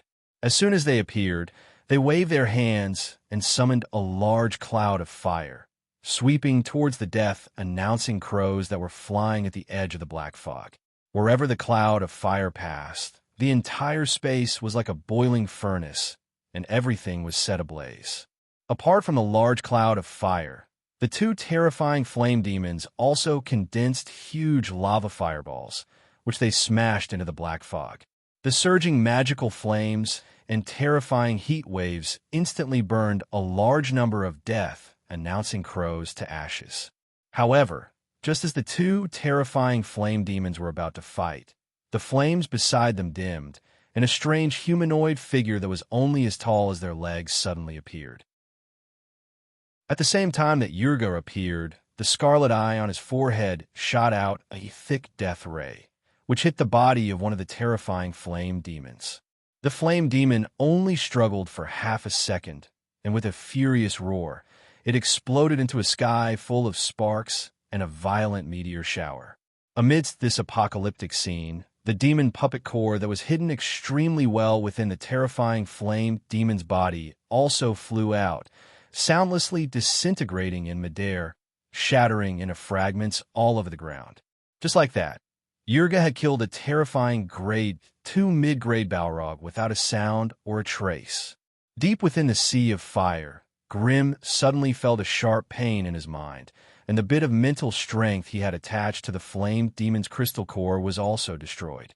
If he had not reacted quickly and cut off his mental connection with the flame demon in time, the death gaze of a grade 3 wizard might have been able to reach Grimm through this hidden connection. But even so, one of Grimm's trusted subordinates was killed so easily, and the pain he felt was indescribable. After all, Grimm was never willing to sell such a powerful magic puppet. If it was put on the wizard's market, it would cost at least 170,000 magic crystals. This price was about the same as a low-grade version of the wizard's pagoda. But don't think it's too expensive. No matter how good the wizard's pagoda was, could you carry it around? But an elemental magic puppet like this could be carried around and summoned to fight for you at any time. Such convenience and power was something that the wizard's pagoda could not compare to. Yet, such an elemental puppet, which seemed to have been constructed from a large number of mana crystals, had been instantly killed by a tier 3 wizard. One could easily imagine how shocked Grimm was. After all, Grimm did not have much of a difference in strength compared to the terrifying flame demon, other than having some elemental protection and a fire set equipment. Since the other party could instantly kill the terrifying flame demon, it would not be difficult for him to kill Grimm. Therefore, other than feeling distressed over the magic crystals, Grimm was even more worried about his own safety. After all, even if the elemental magic puppet was destroyed, he could still create more. If his soul were to explode, then everything would really be over. Because of this, Grimm hesitated for a moment and did not summon the other terrifying flame demon back. This was not the time to feel distressed over the magic crystals. What was the original motive for creating the elemental magic puppet? It was all for the sake of charging and breaking through enemy lines. Now it was time for them to bravely sacrifice themselves. Therefore, when Wizard Yurga killed the terrifying flame demon in an instant, the other terrifying flame demon did not retreat. Instead, it turned its muzzle and unleashed its fury on the grade 3 wizard. The black fog was blasted into pieces, and even the corners of Yurga's black robe showed signs of drying up. As a grade 3 wizard, how could Yurga be bothered by such an insignificant attack? As he smiled faintly, his body once again exploded into a sky full of red-eyed, black-feathered crows, flapping their wings and scattering in all directions. Just as the terrifying flame demon was about to gather another large ball of elemental fire, the sea of fire behind it suddenly parted, and Yurga mysteriously appeared out of thin air. Hence, in the very next second, a thick death ray struck the remaining fearsome Balrog's body. A behemoth that was 6 meters tall and weighed 4 tons actually collapsed under the bombardment of a magic ray that was not even as thick as the mouth of a bull. Its body disintegrated into fragments and sparks that filled the sky. The magic puppet's crystal core could not escape the pursuit of the magic effect, and it disintegrated along with its body. In less than 15 seconds, 340,000 magic crystals had disappeared without a trace. After activating his battle ability twice in one go, Wizard Yurga's skinny and pale face could not help but flush a little, and his breathing also became a little hurried. Damned little thing. Let's see how you're going to resist now. Let's see where you can hide after I destroy the sea of fire. Unfortunately, before he could finish his sentence, 2 violent roars suddenly sounded from the depths of the sea of fire, and another 2 huge flame demons appeared. Damn it, damn it, damn it. Why did that bastard bring so many high-grade elemental puppets? Although he did not know the exact price, elemental puppets that were at the middle of grade 2 and had such powerful battle abilities could not be cheap. That detestable little fellow. Where did he get so much money to get so many elemental puppets? Looking at the standard figures and battle abilities of these puppets, they must have been made by the same batch. If he wanted to find an alchemist master to customize such high-quality puppets for him, he would have to spend a lot of magic crystals. This, while Yurga was in a state of bewilderment, a short piece of information suddenly flashed through his mind. Grimm, grade 2 fire wizard. His strength is roughly at the mid-high level, and he has a special talent for creating strange elemental puppets. Chapter 843. Yurga had just understood this point when the two towering Balrogs in the distance roared and rushed over. Deep within the sea of fire, a small flame teleportation gate suddenly opened. Countless low-grade fire creatures rushed out, following behind the tall flame demons as they charged towards the Tier 3 Magus. Yurga's expression turned ugly once again. The young fire Magus seemed to have noticed his weakness and knew that Death Gaze was a huge burden on him. Normally, it would be fine to use it 4 or 5 times in battle, but if it was used continuously, it would be an unbearable burden for Yurga. Facing the raging fireballs and meteors, even Yurga did not dare to face them head-on. His body scattered, exploding into red-eyed, black-feathered crows that filled the sky. He quickly escaped the attack range of the wave of spells. As a Tier 3 Magus, he was forced to flee like a rat by a bunch of lowly elemental creatures. He could not tolerate this kind of humiliation. Regathering his body 300 meters away, he raised his neck and let out a low roar. The black fog around him instantly condensed into a huge phantom of a death crow. It opened its scarlet eyes and coldly swept towards the swarm of elemental creatures not far away. Like the Grim Reaper descending to the world, or like a vengeful ghost seeking souls, a small and exquisite phantom of a death crow appeared above every flaming creature's head. It then let out a mournful cry that could take one's soul. In the next second, the bodies of all the flaming creatures stiffened, and with a loud bang, they exploded on the spot. To be honest, the scene of hundreds of otherworldly flaming creatures exploding themselves was spectacular and magnificent. It was simply breathtaking. Although the strongest of these flaming creatures was only a Tier 1 Magus, and most of them only had the strength of an intermediate or advanced acolyte, Yurga had easily annihilated them. This also showed how terrifying a Tier 3 Magus was.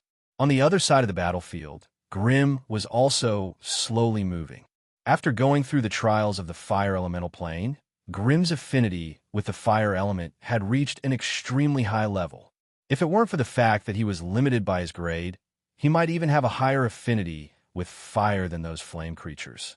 It was because of this special soul that Grim was able to merge his body with the sea of fire and hide from Wizard Yurga's mental perception and scanning.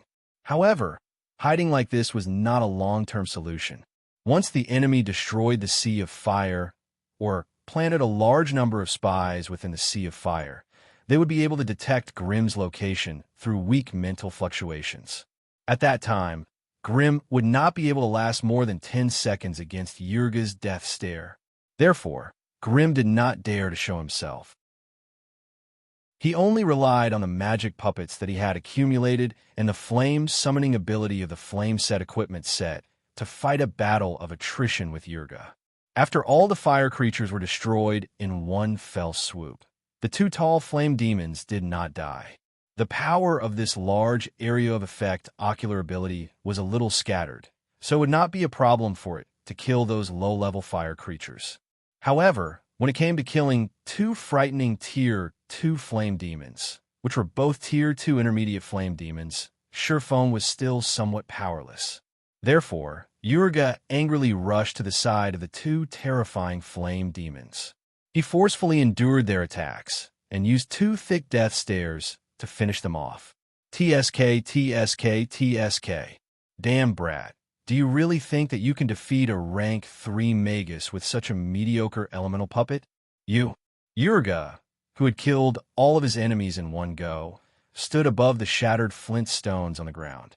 When he was taunting his opponent who dared not show up, two familiar furious roars resonated from the depths of the flame in the distance.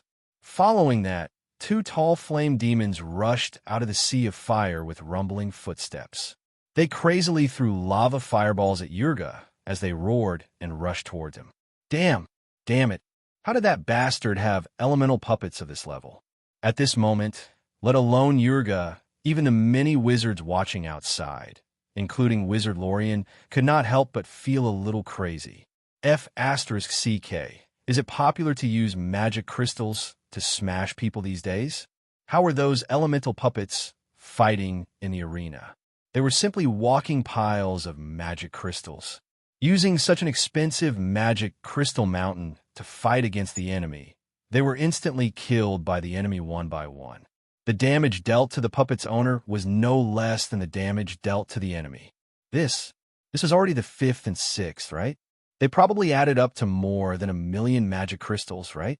Once they thought about how 1,000,000 magic crystals would be wasted so easily, anyone would press their hand against their chest, feeling waves of heartache. As expected, in the arena, in less than a minute, the two new flame demons once again turned into scattered flints. Their soul imprints were shattered, and they died. The moment the two flame demons died, flames burst forth from the depths of the sea of fire. A furious roar sounded, and another two tall figures stood up. "Damn bastard, are you done yet?" At this moment, even Yurga, who always prided himself on being calm and steady, could not help but curse. The magi gathered in the spectator stands were even more dumbfounded. They were so shocked that they could not believe their eyes. As for the acolytes, they were counting on their fingers, estimating the magic crystal consumption of the young fire wizard tribe leader since the start of the battle. 1,000,000 magic crystals. That was 1,000,000 magic crystals. The magi acolytes roared in their hearts. They clenched their fists and trembled. For the first time, they felt the limitations and insignificance of their thoughts. If those 1,000,000 magic crystals belonged to them, the scene would be unimaginably beautiful. With these 1,000,000 magic crystals, they could easily bribe a few desperate magi on the spot, and they could also bribe a large group of magi acolytes who were not afraid of death. But now, with the eruption of death gaze again and again, the magic crystal mountain that had been circling around them suddenly collapsed, and their dreams vanished into thin air. For a moment, the countless magi and acolytes in the arena became a little dazed. Not to mention the outsiders, even Mary and Bliss were a little dumbfounded at this moment. Damn it, could a battlefield duel be played like this? Insect Lich Bliss, in particular, could not help but start counting on his fingers, secretly calculating how many insects he needed to kill a terrifying flame demon. Insect swarm? Probably not. The attack and defense of the insect swarm were too weak, and it was almost impossible to approach the terrifying flame demon with the flame world. The flame demon did not need to fight either. It only needed to open the flame world and stand in the middle of the insect swarm to kill most of them. In comparison, only those rank 1 and 2 insect generals could break through the shell of the flame demon and destroy the magic puppet crystal core within. With his current insect generals and battle strength, killing a terrifying flame demon was still possible, but he would have to pay the price of almost half of his insect generals. If he went all out, it was possible to kill 2 terrifying flame demons that worked together. However, he had to be mentally prepared for the insect generals and insect swarm to be wiped out. But in front of that strange tribe leader, 2 terrifying flame demons were nothing.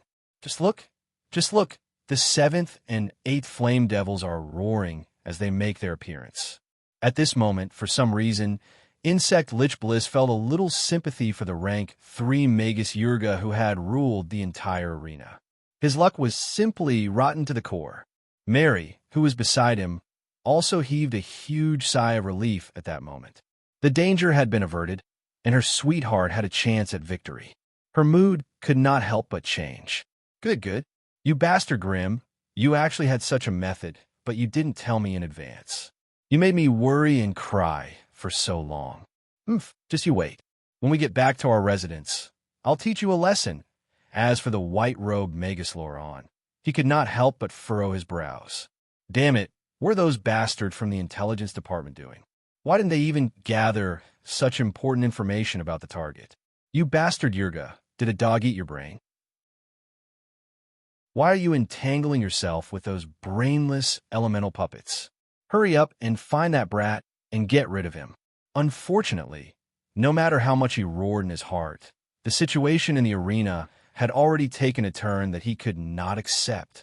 When the 7th and 8th terrifying flame devils fell in front of Yurga, the 9th and 10th terrifying flame devils also made their appearance. At this moment, The Magi and acolytes who were watching the battle had successfully overcome their psychological refractory period.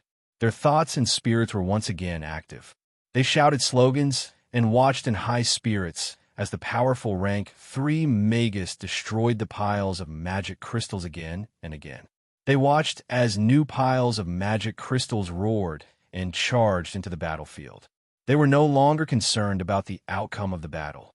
They were only curious as to how many magic crystals this legendary fire shaman chief was going to use to crush this rank 3 Magus. 2 million, or perhaps 3 million. Under the influence of this strange mentality, the Magi and acolytes on the platform could not help but place an eye-catching bet on the rank 3 Magus Yurga. 19, 18, I'd bet 16. Can't you see that Magus Yurga is already panting? I bet 16 elemental puppets can take him down. What do you know? Panting only means that he's angry. Any Magus in a life or death battle will explode with shocking potential. So I bet 21. Some Magi and acolytes who were familiar with each other excitedly gathered together and began to play a betting game. Just as they were about to turn into analysis emperors, something unforeseen happened in the arena.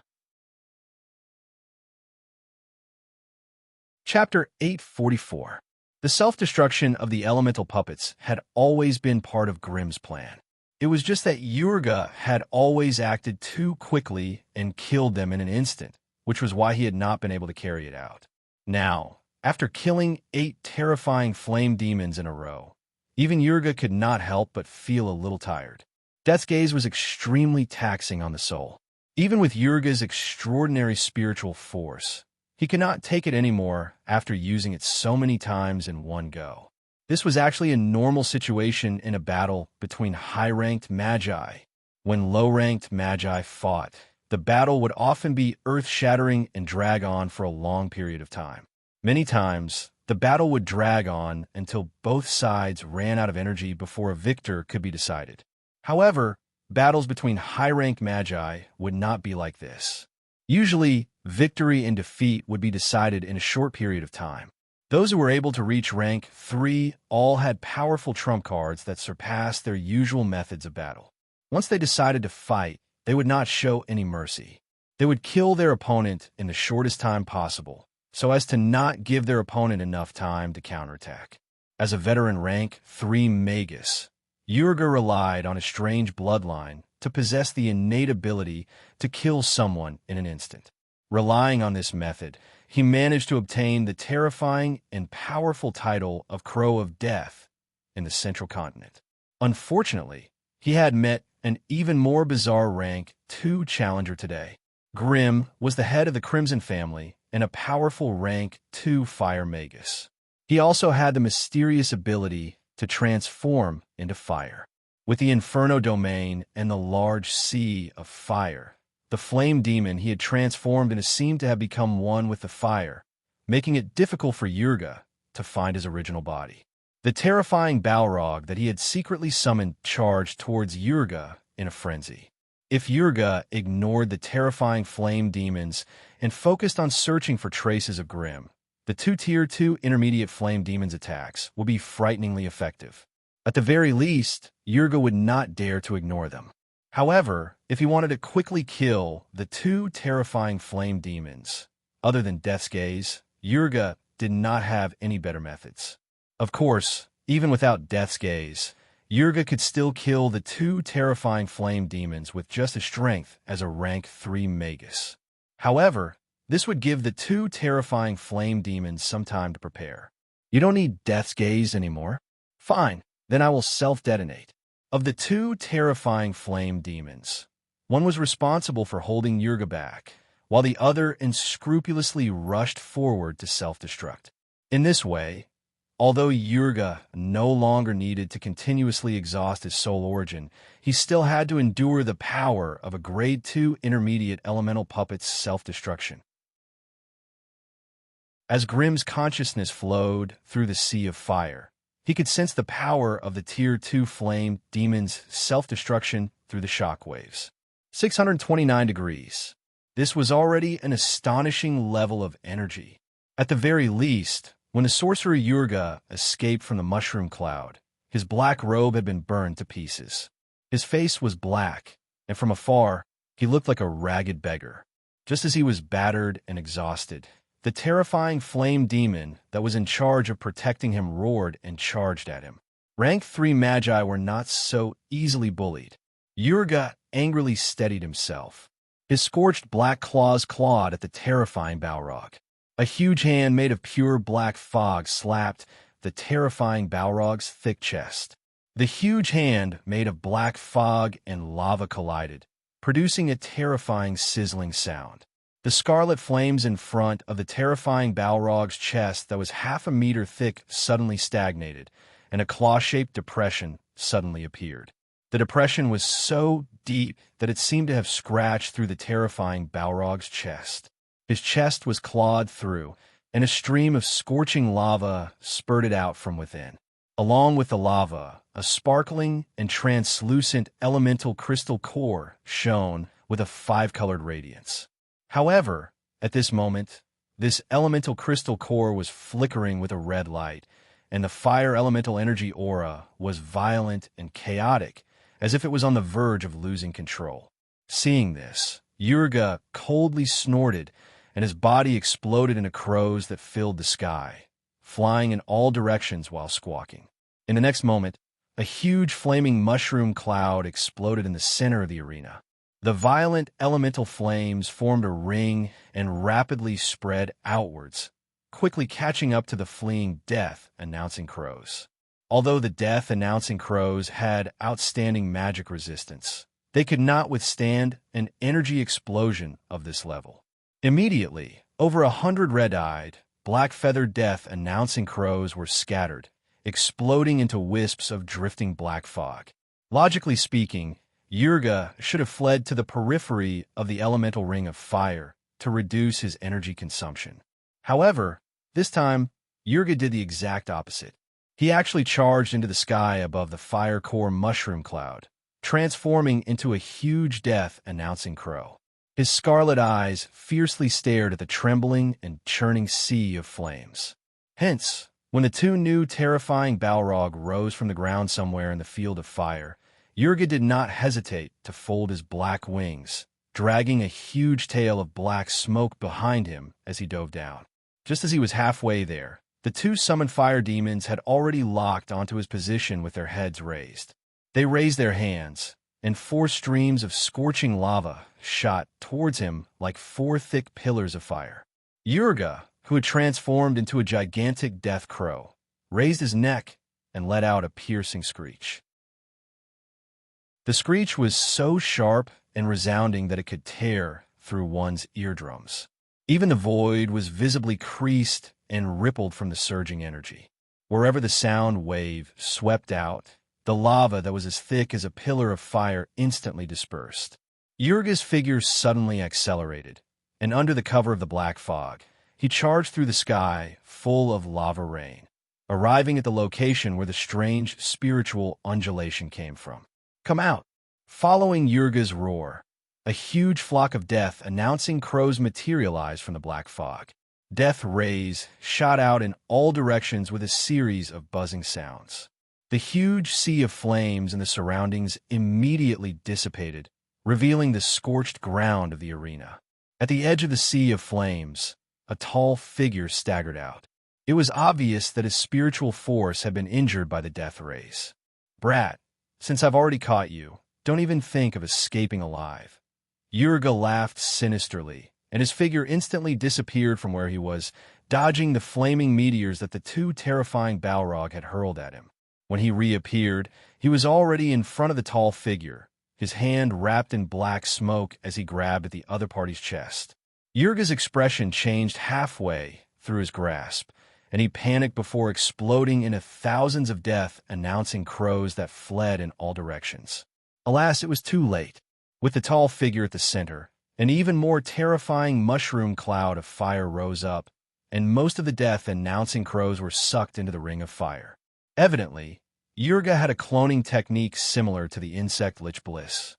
As long as one of his clones survived, he would be able to protect himself. Hence, As the remaining 200 to 300 death-announcing crows fled far away and reformed into Yurga's appearance, the crowd finally experienced the terrifying damage that self-destruction had done to him. The black smoke protecting Yurga's body was already so thin that it could no longer cover his body. The surface of his shriveled body was filled with scorch marks and bloody blisters from the flames. Some of the carbonized skin even began to peel off, revealing the red and tender flesh and squirming internal organs underneath. Yurga, who had been confident of his victory, was now as pale as a sheet. He covered the bloody hole in his chest with all his might and took out a bottle of green witchcraft potion from his waist pouch with great difficulty, pouring it into his mouth with all his might. Strangely enough, the moment the potion entered his mouth, Yurga's heavy injuries immediately took a turn for the better. Even the large wounds and scorch marks on his body were healing at a speed visible to the naked eye. Without hesitation, Yurga took out many bottles of different colored magic potions and poured them into his mouth. As the effects of the potion circulated, the injuries on his body quickly healed, and even his low spiritual force began to rise. Even a grade 2 wizard like Grimm could obtain the Moonwell water from a foreign world. As a grade 3 wizard, how could Yurga be lacking in life-saving potions? However, the damage that the elemental flames inflicted on Yurga's body was obviously not as severe as the damage to his spiritual force. Yurga had actually suffered such heavy injuries in a battle against a grade 2 fire wizard. How could he possibly accept this? Furthermore, the damage to his reputation was already done. Even if Yurga killed Grimm now, the other grade 3 magi would not be able to change the astonished gazes of the other grade 3 magi. What was more frightening was that the person who self-destructed was not Grimm's main body, but a fire clone that he had summoned. However, Grimm had used some kind of strange spell to make the fire clone emit a spiritual force that was similar to his main body. That was how Grimm managed to trick Yurga to come close and kill him. At this critical juncture where Yurga was distraught and infuriated, the 2 loathsome flame demons charged at him once again. The rapid fireballs and bursting fireballs in their hands rained down on Yurga's position like a barrage of cannons. The rage in his heart could no longer be suppressed and exploded. Yurga once again transformed into a huge death crow shrouded in black smoke, leaving a streak of black lightning in the air as he pierced through the bodies of the 2 terrifying Balrogs. When he once again stopped somewhere in the void, the magma flames on his body were quickly extinguished by the black smoke. In his hands were 2 demon puppet crystal cores that flickered with a strange light. Yurga's attack was too fast and too fierce, far exceeding the limits of the terrifying Balrog's reaction. The 2 terrifying Balrogs did not even have the time to react before Yurga forcefully dug out the demon puppet crystal cores that were hidden deep within the lava. If not for the protection of the fire barrier and the lava, which dealt considerable damage to Yurga, the 2 terrifying Balrogs would have died a miserable death. Sensing the rapidly disorderly and berserk fire elements within the 2 demon puppet crystallization cores in his hands, Yurga let out an evil laugh. He clasped his hands together, and under the effect of the berserk tremendous force, numerous fine cracks appeared on the surface of the exquisite and perfect demon puppet crystallization cores before exploding into beautiful fireworks. Chapter 845. Once a Tier 3 sorcerer went all out, the frightening might they displayed would be enough to frighten others. The 4 Balrogs that Grimm summoned also fell under Yurga's hands, becoming pitiful sacrifices for illustrious Crow of Death. However, the Balrogs lived up to their name. Their desperate counterattacks before they died had injured the Tier 3 sorcerer quite a bit. The accumulated injuries quickly affected Yurga's ability to unleash his full strength, and he could no longer take down the Balrogs with such ease. Grimm was also forced to consume a bottle of moon water in secret to recover his wizard power and mental strength. He had relied on the special effect of the flame equipment set, which reduced the mental strength consumption of fire spells by half, to fight against Yurga until now. Almost every 15 minutes, Grim would summon a Balrog and open a flame teleportation gate, using a group of flaming creatures to restrict and exhaust his opponent's strength. It was because of these petty tricks, as well as the frightening consumption of magic crystals, that Grim had the chance to face a Tier 3 sorcerer head-on. Although he did not show his face on the battlefield, the Balrogs and flaming creatures that he summoned swept across the battlefield, turning the arena into a terrifying sea of fire. Yurga's single target damage was astonishing, and he was not a weakling among the Tier 3 sorcerers. However, he was powerless against Grim's swarm tactic, which was hidden in the sea of fire. If Grim dared to show his face, even 10 fire sorcerers together would be killed by Yurga. However, Grim was nowhere to be found, and those terrifying Balrogs were extremely clingy. If Yurga's movements were slightly slower, those Balrogs would not hesitate to self-destruct. This was what gave Yurga the biggest headache. Such a powerful Tier 2 intermediate elemental puppet would definitely be worth a fortune in the sorcerer market, but the young Crimson Tribe leader had abandoned it without hesitation. Furthermore, he didn't abandon just one, but a whole group. Meeting such a strange opponent, Yurga simply felt that he was in so much pain that he wanted to die. At the start of the battle, Yurga might have wanted to kill a few more flame demons to make the Crimson Tribe leader's heart ache.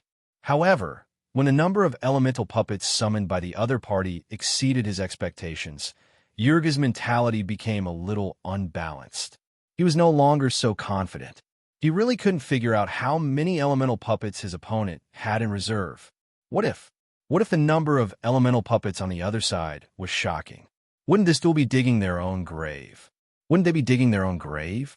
The more he thought about it, the more uncertain it became.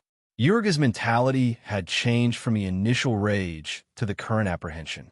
His fighting style had also inadvertently become cautious and conservative. Although the clan was important, although the benefits were important, in the end, it was not as important as his own life. One could never be too careful. If the enemy had 18 elemental puppets, his life would be in danger. After an hour of intense battle, Yurga had already activated Death Gaze 8 times and Death Ray 5 times. This level of intensity had far exceeded the limits of what his body could withstand. If not for the potions he had consumed, Yurga might already be at his wit's end and would have been forced to defend and counterattack by the other party. The potions might be able to heal the damage to his physical body, recover the wizard power he had expended, and slowly recover his mental energy, but they could not eliminate the fatigue and sense of defeat that had accumulated over a long period of intense battle. The Death Gaze he had activated was still extremely powerful, and he was still invincible in front of those terrifying flame demons. However, secretly, in the depths of his heart, an unconcealable fear was slowly growing. If he failed this problem that he had never thought of before, the battle surfaced in his heart for the first time, and it had tightly locked onto his heart. He did not dare to think about it, but he could not forget it. In this strange, burning domain, it was difficult to successfully cast most of the elemental wizard spells. Only natural abilities like the Death Gaze and some attacks that relied on physical abilities could be exempted. Under such circumstances, Yurga's exhaustion in all aspects was also extremely great. To kill 1,000 enemies, he would lose 300. Every time Yurga killed a terrifying flame demon, it was not easy for him to suffer losses. And with these 300 stacked together, even a level 3 bloodline magus like him would find it difficult to bear. Of course, if not for the burning domain, Yurga could have come and gone as he pleased with his powerful abilities and was invincible. He would have long since gotten rid of that level 2 fire magus. How could he have dragged the battle to such an embarrassing state? If Yurga said that he did not have a trace of regret in his heart, he would be lying to himself. Yurga was now filled with regret, to the point that his intestines were green. Wasn't it just attacking a newly established magus family? How did things develop to this point? If Yurga was given another chance to choose, he would definitely resolutely reject the suggestion of the elder from the association to send troops. Those bastards Weren't they just setting themselves up to be roasted on the fire? However, no matter how much regret he felt, no matter how depressed he was, he still had to grit his teeth and endure the duel.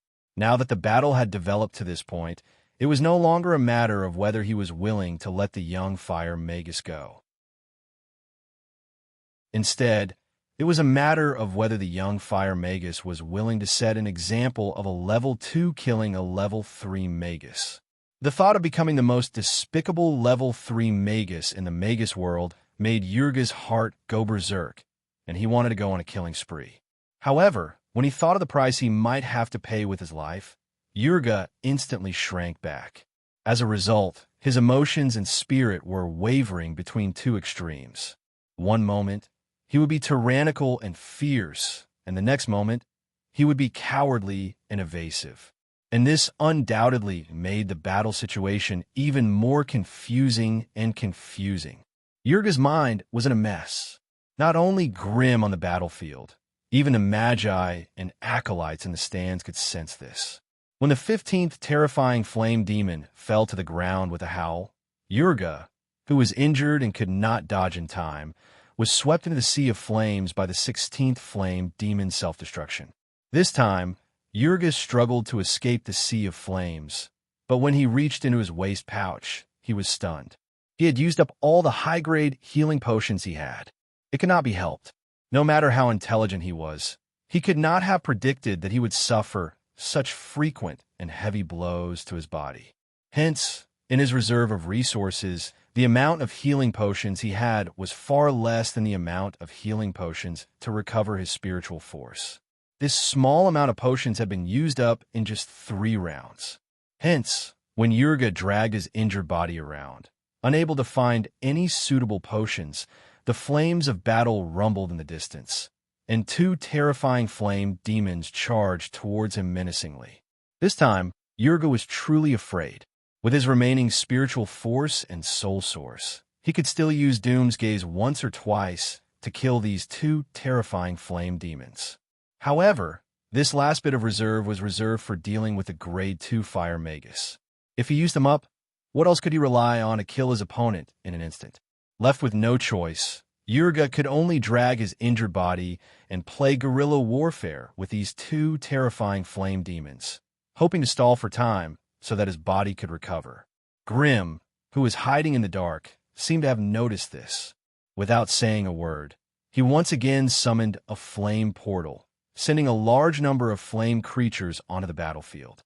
Looking at this group of cannon fodder jumping into the battlefield, Yurga's lungs were about to explode. Of course, this group of cannon fodder was nothing. Even the aftermath of the battle between him and the terrifying flame demons could kill more than half of them. However, with the remaining trash, as long as they could delay Yurga's movements, they would give the 2 terrifying flame demons a chance to rush closer and self-destruct. And Yurga was already scared by their explosions. Without the protection of the black smoke and the assistance of the potions, let alone the self-destruction of the flame demons, even the burning domain that he did not care about before was now slowly making Yurga feel the terror of magical flames. The burning domain that was only 100 points in strength was unavoidable and continuous damage. When Yurga was strong, he could naturally ignore this kind of weak damage. But once the battle had entered a stalemate, the insignificant damage had become the straw that broke the camel's back, causing Yurga to feel very hurt, very hurt. In the end, Yurga fell under the ripples of flames from the 19th terrifying flame demon and completely fainted. Fearing that his opponent was tricking him, Grim still did not show himself. It was only when he commanded the terrifying flame demons to cut off his opponent's head and incinerate his body that Grim appeared at the edge of the battlefield. Grim did not hesitate to grab Yurga's sinister head and dig out the strange red pupil embedded in Yurga's forehead. Grim watched as the barrier around the arena began to fade away, and he grabbed Yurga's head without hesitation. When he first dug it out, the strange red pupil was still abnormally soft. However, as Yurga's soul aura dissipated, the strange red pupil quickly solidified, and in the blink of an eye, it had turned into an amber bead. Holding it in front of his eyes, He could see a strange gray cross in the center of the bead, and a faint magic wave was clearly discernible. Unfortunately, he could not absorb Yurga's huge soul into the strange red pupil in front of everyone. Otherwise, the remaining bloodline power would be even stronger. Grim thought calmly, and slowly raised his head to look at the arbitration wizard who was walking towards him with big strides, his face pale. This kind of ending was completely out of the opponent's expectations, and it also caught him off guard. Chapter 846. Such an outcome was out of everyone's expectations. When Grim walked out of the arena with that strange red eye in his hand, the whole place was silent. Many magi stared at him with a complicated expression. For a moment, no one went up to congratulate him. In the end, Mary and Bliss went to Grim's side and gave him their blessings with smiles on their faces. Finally, a smile appeared on Wizard Lorien's face. He strode to Grim's side and said loudly, "Very good. I didn't expect you to have such a strange trick up your sleeves." "Good. Very good." Grim knew that Lorien was cursing him in his heart, so he did not bother to be polite. "Master Lorien, according to the duel contract, you don't have to say any more. Everything will be carried out according to the contract." Hearing Grim mention this, Wizard Lorien's smile became extremely ugly. As the victor, the Crimson family has the right to take a certain amount of compensation from the Kamara family. Since Yurga is already dead, this compensation will be shared by all members of the Kamara family. After saying this, Lorien took out a yellow piece of parchment and handed it to Grim. Grim took a look at it. It was a densely packed list of all the territories and resource points belonging to the Kamara family. With the help of the AI chip, Grim only needed to glance at it to find a problem with the list. "Master Lorien, as far as I know, the Kamara family seems to have 2 more rank 1 resource points. Why aren't they on this list?" Those 2 rank 1 resource points were already mortgaged by Yurga to the Scattered Tower Forest Association before the contract was signed. "What? Do you want them back from the hands of the association's elder?" Lorien's face was full of disgust. This time, he did not manage the situation well, and the kid in front of him had made a huge comeback. If he returned to the association, he would definitely be reprimanded by the association's elder. It was no wonder that he had such an ugly expression on his face. Those who could become an elder of the association were all famous rank 4 magi in the Scattered Tower Forest area. Grim immediately shook his head. Seeing that the other party was still quite capable, Lorien's expression finally eased up. 3 level 2 resource points and 7 level 3 resource points. In addition to a few Viscount territories, the initial territory area is also 200 square kilometers. Kid, don't be too greedy. As the Kamara family was also located in the Alovis region, many of their hereditary territories were not far from the Blazing Flame Monarch. Hence, after acquiring these resources and territories, the Crimson family immediately became the most powerful Magus family in the Alovis region. With the Blazing Flame Monarch as their base, the Crimson family's base was the Dark Forest to the north, the Ironstone Highlands to the south, the Lake of Stillwater to the west, and Morgan Castle to the east. This 300-kilometer area of land, minerals, citizens, and resources would all become the direct territory of the Crimson family. Moreover, these places had already been developed very well. As long as the Kamara family completed the procedures and changed a group of local nobles, the Crimson family could easily control them. Apart from a few nobles who were too close to the Kamara family, there was no need to worry about the rest. They had no loyalty to the Kamara family, and were just a bunch of dogs that lived by the whims of magi. As long as 1 or 2 bones were thrown at them, they would immediately change allegiance and become loyal subjects of the Crimson family. After receiving the duel agreement, Grim passed it to Bliss and told him to go to the Kamara family to complete the handover procedures. The Kamara family's only rank 3 Magus had died in Rand City. It would be fine if the remaining rank 1 and 2 magi behaved themselves. If any of them dared to show their teeth, Grim did not mind getting rid of them as well. Though Grim had obtained an overwhelming victory in this duel, He had also used up all the high-ranked magic puppets that he had worked hard to accumulate over the past 100 years. At this moment, he only had one summoning crystal core from a terrifying Balrog left. If he did not recoup this loss from the Kamara family, Grim would not be able to sleep well. The Kamara family had already become a toothless tiger, and the remaining rank 2 magi could not suppress bliss. Hence, Grim was not worried about the Kamara family breaking the contract. After settling matters in Rand City, Grim brought Mary back to the Blazing Flame Monarch, while Bliss headed straight for the Kamara family's encampment. The moment Grim returned to the Blazing Flame Monarch, all the Crimson Magi and Acolytes were gathered in the hall on the first floor. Upon seeing Grim, they all shouted, "Long live the Patriarch," and bowed to him. Even the Magi, who had joined the Crimson family not too long ago, were exceptionally excited. After this battle, there would no longer be a Magus family in Alobis that could stand shoulder to shoulder with the Crimson family. From now on, the Crimson family would enter a period of explosive growth. The declining Undull family, Sena's family, Leighton Academy, and the demonic Forest Hut that had just joined the Kamara family would all face the Crimson family's overbearing attacks. They could either give up on their territories and resource points, pulling all the Magi and Acolytes back to their encampment, where they would bitterly wait for an opportunity to prosper again. Alternatively, they could only flee far away, giving up on everything they had in Alobis and finding a way to take root in a public Magus city, barely managing to preserve their Magus heritage. No matter which of the two paths they chose, they were both extremely difficult and bumpy. Once the core members of the family could no longer control the situation, there could be a defection from the family at any time. As expected, when news of Yurga's death spread throughout Alobis, Leighton Academy was the first to announce that they would no longer involve themselves in the affairs of the outside world. They chose to seal their gates and enter a semi-secluded state. As for the resource points and territories that Leighton Academy controlled, although they did not make it clear, they had already severed all ties with them. It was as if anyone who wanted them could take them away.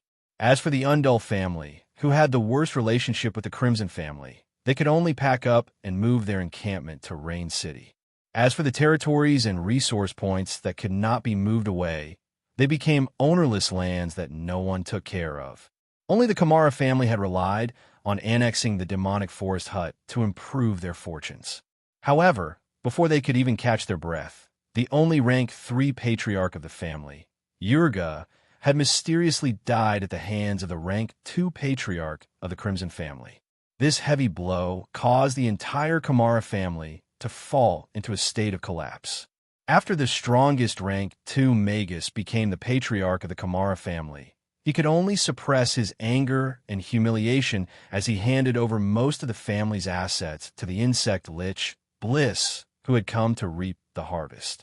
This was especially true for the resource points that had already been developed. Once they were handed over, the Kamara family's strength was immediately reduced by 70% to 80%. From then on, they were reduced to a small family in Alobis. Now that they had the protection of the contract, they did not have to worry about the Crimson family continuing to ravage them. However, now that the entire Alobis region had become the Crimson family's territory, it would be extremely difficult for the Kamara family to continue surviving in the cracks between the other party's forces. Losing the resource point meant losing the source of sorcerers' resources. Losing the secular territory meant losing the replenishment of sorcerer apprentices. These two things were the foundation and guarantee for any sorcerer family to be able to stand tall for a long time. Now, the Kamara family was gone. Hence, the Leighton family and Kamara family also announced that they would retreat to their base, no longer interfering in the affairs of the Alobis region. Hence, as the Magus families and organizations all retreated, the Crimson family truly began to rise. Grim hid in his residence the moment he returned to the Blazing Flame Monarch, refusing to meet anyone. Hence, under the joint orders of Mary and Gargamel, over 30 Magi from the Crimson family walked out of the Wizard's Pagoda and were stationed at various resource points in the Alobis region. In no time at all, 1 level 1 resource point, 7 level 2 resource points, and 16 level 3 resource points were taken by the Crimson family. The number of territories and human cities in the mortal world was uncountable. After a full 5 years of hard work, the Crimson family finally completed the initial arrangements for their territories and the replacement of their representatives. The Crimson family's territory occupied close to 60% of the Alobis region, covering an area of nearly 2,000 square kilometers. It was divided into 1 dukedom, 3 marquises for earls, as well as a number of viscounts and barons. In this huge territory, there were a total of 17 human cities of various sizes, as well as 263 small towns and villages. There were close to 1 million direct residents, and there were also 7 mines and mines. After swallowing these, the Crimson family's own magi were far from enough. They had to hire and gather a group of wandering magi, barely managing to hold their own. In terms of magi numbers and territory, the Crimson family had far surpassed their old master, the Cerubo family. They had become a large magus family that did not live up to its name. However, the Crimson family's only flaw was that they lacked high-grade magi. Fortunately, they had a level 3 Thunder Dragon and level 3 Emerald Dragon, which allowed the Crimson family to have more power. Otherwise, such a bloated body would easily attract the covetous gazes of the outside world. In this chaotic period of time, the leader of the Crimson family, Grim, who had achieved victory in a battle of a higher level in the Magus world, obediently hid in the Wizard's Pagoda, never appearing in front of outsiders again. Chapter 847. Beep. Data for advancement completed. Do you wish to display it now? Grim, who was immersed in deep meditation, was woken up by the AI chip's prompt. He slowly opened his eyes. Display. His mind was in a daze, and then a flood of data and information began to flood his screen. With the speed at which information was being transmitted, it was impossible to capture it with the naked eye. Fortunately, elemental magi specialized in spiritual force. Not only did their spiritual force have a myriad of transformations, it also had the ability to aid in thinking. This was one of the main reasons why high-ranked magi had an eidetic memory and were able to use their brains to grasp complex, three-dimensional spell formations. Grim had made a similar calculation. After becoming a magus, every increase in spiritual force was akin to connecting an artificial intelligence hub. The higher the spiritual force, the more artificial intelligence hubs there would be. In comparison, a magus's mind would be more intelligent, and it would be able to process the vast amount of mysterious information. To put it bluntly, the brain of a magus was equivalent to a terrifying artificial intelligence computer. However, they obviously lacked the necessary operating system and could only rely on their childish and crude instincts to make them work. In this process, Grim's AI chip had undoubtedly played a huge role. Only with the AI chip's data and resources could he display the true effects of every bit of spiritual force. AI chip, display my body's basic stats. Received, data has been transmitted. With a slight buzzing sound, the familiar data panel appeared in Grim's mind again. Grim, peak of rank 2. Profession, Elemental Magus, Fire Specialization. Stats, Strength 14 plus 1, 20. Vitality 17, 21. Agility 11 plus 1, 9. Spiritual Force 29, 30. Note, stats after transformation are shown in brackets. Profession skills, Body of Flames, Balrog, Transformation. After years of accumulation and training, Grim's spiritual force had finally reached the peak of rank 2, 29 points.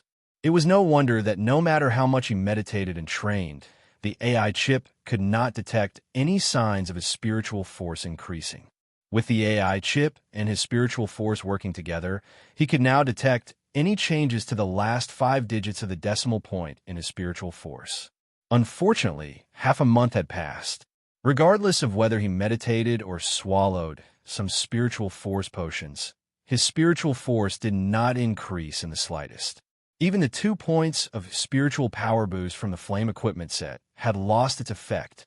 From this, it could be concluded that if he did not find a way to advance to the next stage, his spiritual power would forever be stuck at 29 points. Having a perfect spiritual force was only one of the basic requirements to advance to rank 3. What was left was whether or not one's knowledge reached a certain standard. With the help of the AI chip, Grimm had no problems at all. AI chip, how's the analysis of the knowledge required for advancement? Beep, all Magus knowledge has been analyzed and can be transferred at any time. Transfer it now. As his mind went into a trance, a series of knowledge about fire spells began to flow into Grimm's brain. Grimm had never come into contact with much of this knowledge before, but after the AI chip's in-depth analysis and statistical classification, it had been converted into pure data that flowed through Grimm's mind. Although most of the knowledge was unfamiliar, when it flowed into Grimm's brain and was stored in the depths of his sea of consciousness, it was as if it had been immersed in knowledge for decades, becoming a part of Grimm's soul. How to go from a superficial knowledge to a beginner's mastery required countless witchcraft experiments and a long period of time to ponder and accumulate knowledge. But now that he had the AI chip, this painstaking process was skipped. Grimm was extremely familiar with every piece of knowledge that was transferred to him, and it had already become a part of his body's knowledge. After fully understanding and analyzing the advanced application of the power of the will, Grimm immediately understood the mistakes he had made in using his power of the will in the past. It also showed him how those high-grade wizards could quickly and efficiently use their power of the will in battle. Comparing this with the memories of the wizard Yurga during the battle, he quickly found a resonance point. High-ranked magi rarely use spells with fixed elemental models in battle. Instead, they used large amounts of primitive elemental particles to bombard their enemies. This way, they could skip the process of elemental molding, and their spells and attacks became sharper and faster. As for the slight loss of elemental power, they could rely on faster spell casting to make up for it. Moreover, compared to the old-fashioned way of casting spells step by step, it was more flexible in battle, and also more free to do as he pleased. However, controlling unshaped elemental particles was definitely more difficult than controlling shaped spells, so only high-ranked magi could do this. Even if low-ranked magi wanted to do this, they would not be able to do it due to their lack of spiritual force. Elemental conversion was a compulsory course for elemental magi. Only by mastering elemental conversion could an elemental magus perfect their own spell system. For example, the lava shield and lava fireball that Grimm used the most were a fusion of fire and earth spells. If Grimm did not have any knowledge about earth spells, he would not be able to master this compound spell. Moreover, elemental conversion was a keen knowledge for him to step into the void in the future. If Grimm could not master it, it would be very difficult for him to survive in the harsh environment of the void. Just the problem of drinking water alone was enough to trap a high-ranked magus to death. Grimm still had a body of flesh and blood. Although his need for food and water had been reduced to the lowest level of a human body, he still could not completely eliminate it. Even if Grimm didn't eat or drink for 3 to 5 days, it wouldn't affect his movements. However, if it was extended to 10 days, Grimm's combat power would be greatly reduced. If he could not get the minimum amount of food and water to maintain his body within a month, he might starve to death. However, as long as Grimm advanced to rank 3, this physiological requirement could be extended to half a year. This meant that Grimm only needed to eat once every 6 months to maintain his own survival needs. The reason why elemental conversion was so important was because of the water-making spell invented by Magi. In some foreign worlds or ancient ruins where they could not leave, if they could not find an edible water source, Magi could only use the water-making spell to make some elemental water for themselves. Without a doubt, elemental conversion was the prerequisite for mastering the water-making spell. Of course, the icy flame rune that Grimm had mastered was also part of the elemental conversion. However, Grimm had relied on some incomplete runes to do it. He only knew how to use it, but did not understand the principles behind it. Now that he had mastered elemental conversion, Grimm had the chance to completely analyze the icy flame rune. However, the first two items were not as helpful to Grimm as the energy system self-construction model. This was the core of Grimm's advancement to rank 3.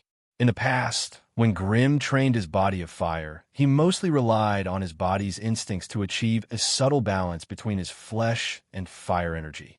This process involved destroying the body's original structure and absorbing countless fire elemental particles from the outside world to slowly seep into the body's flesh, tendons, bones, and internal organs.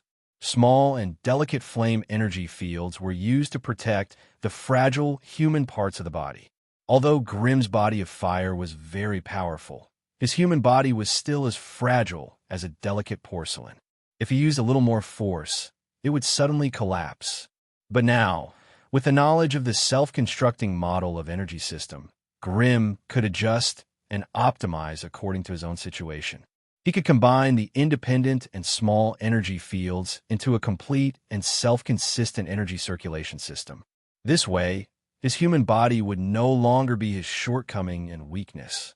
Instead, it would become a solid foundation for his powerful combat power.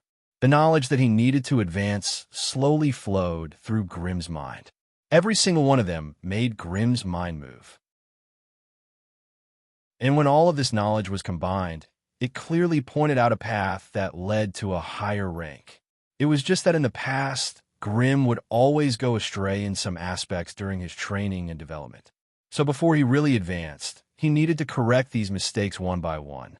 And this was undoubtedly a very time-consuming process. Moreover, Grimm had some results from studying the Orc Totem rune that he had captured from the Johnson Plain. It would be a great help to his transformation Mageweth. So before he advanced, he needed to confirm the new Mageweth for the Balrog transformation. When the time came, Grimm could use the huge transformation of his body and spirit during the advancement period to fuse the new Mageweth into it. This way, he would have a powerful combat power once he reached level 3. Moreover, he had some good research results on the spirit attachment spell that he got from the orcs.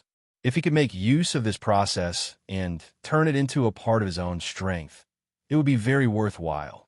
Moreover, Grimm's soul was bound by too many sorcery contracts. With such a heavy burden, it would be very difficult to cross the threshold of level 3. So, after thinking about it, Grimm gave up on the soul contracts with the sewing puppet, Dragon Man Zacha, and Goblin Cabby. He only kept the soul brands of Alice and the plague poison spirit. After this period of time, Grimm was confident that he could obtain the loyalty of Dragon Man Zacha and Goblin Cabby without using the soul contracts. As for the soul familiar, it was enough to have the plague poison spirit.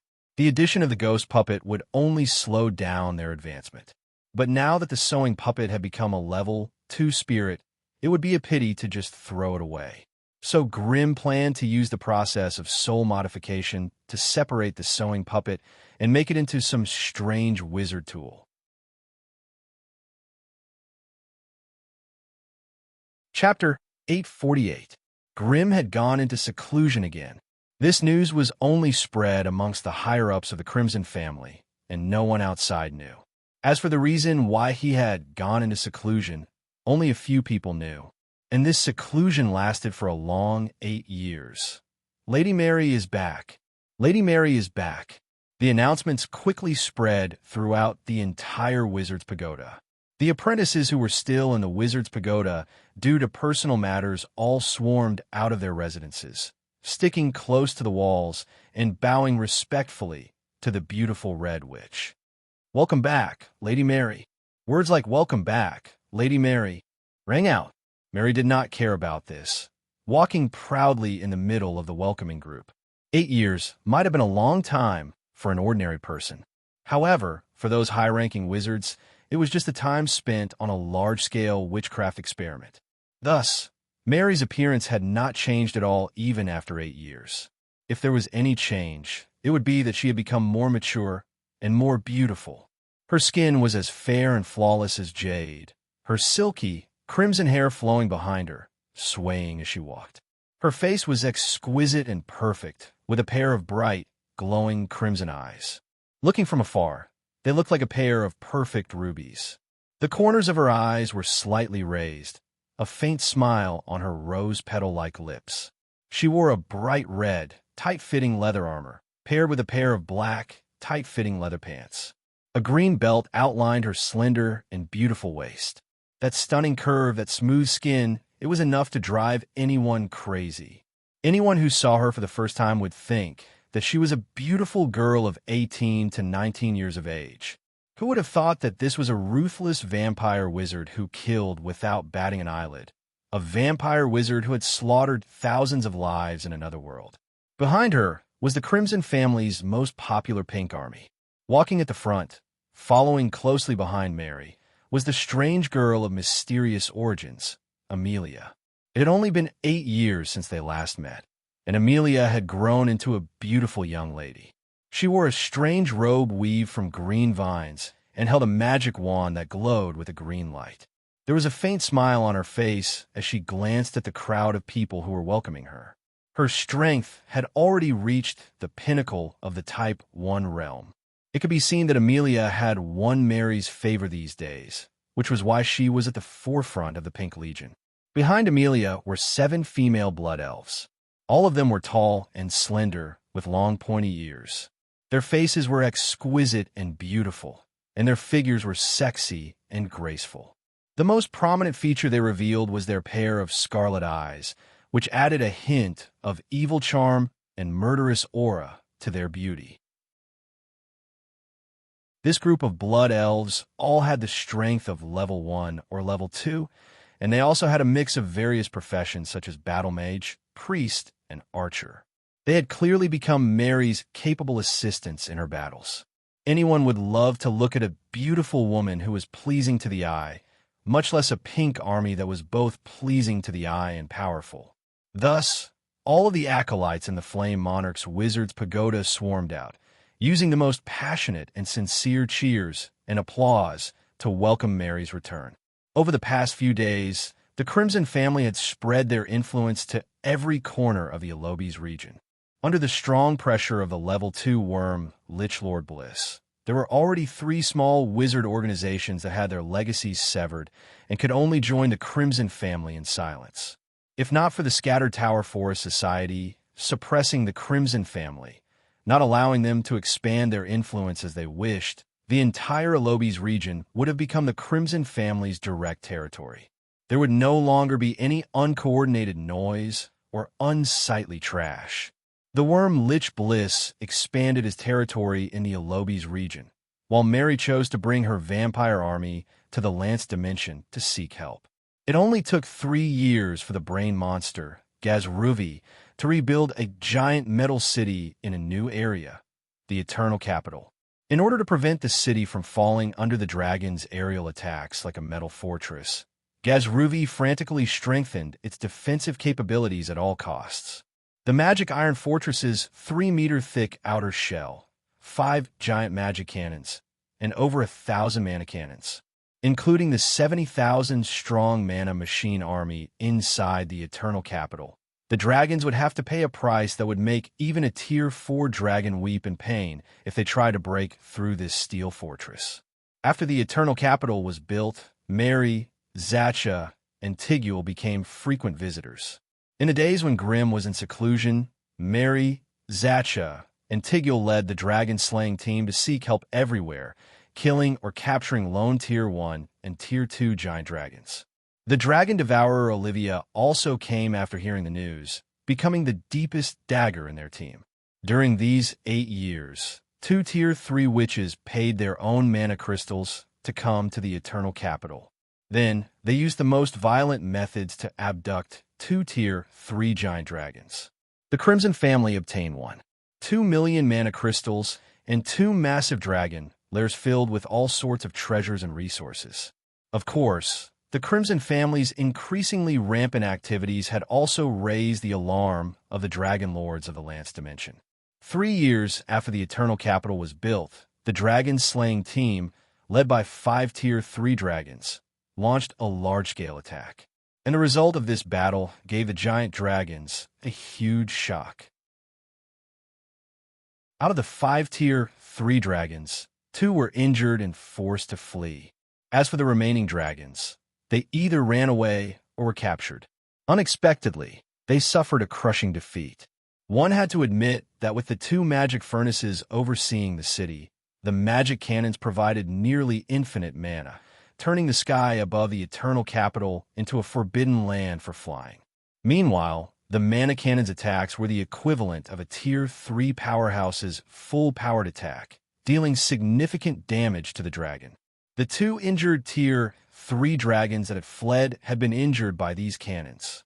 As the magic cannons took a long time to charge up and had a long cooldown, the brain monster Gazlu had no choice but to build 5 of them in one go. When a group of dragons attacked, he would use the magic cannons to bombard them from afar.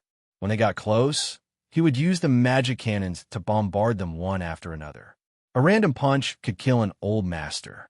With such an impregnable metal city and a fierce city defense system, the attacking dragons met their Waterloo.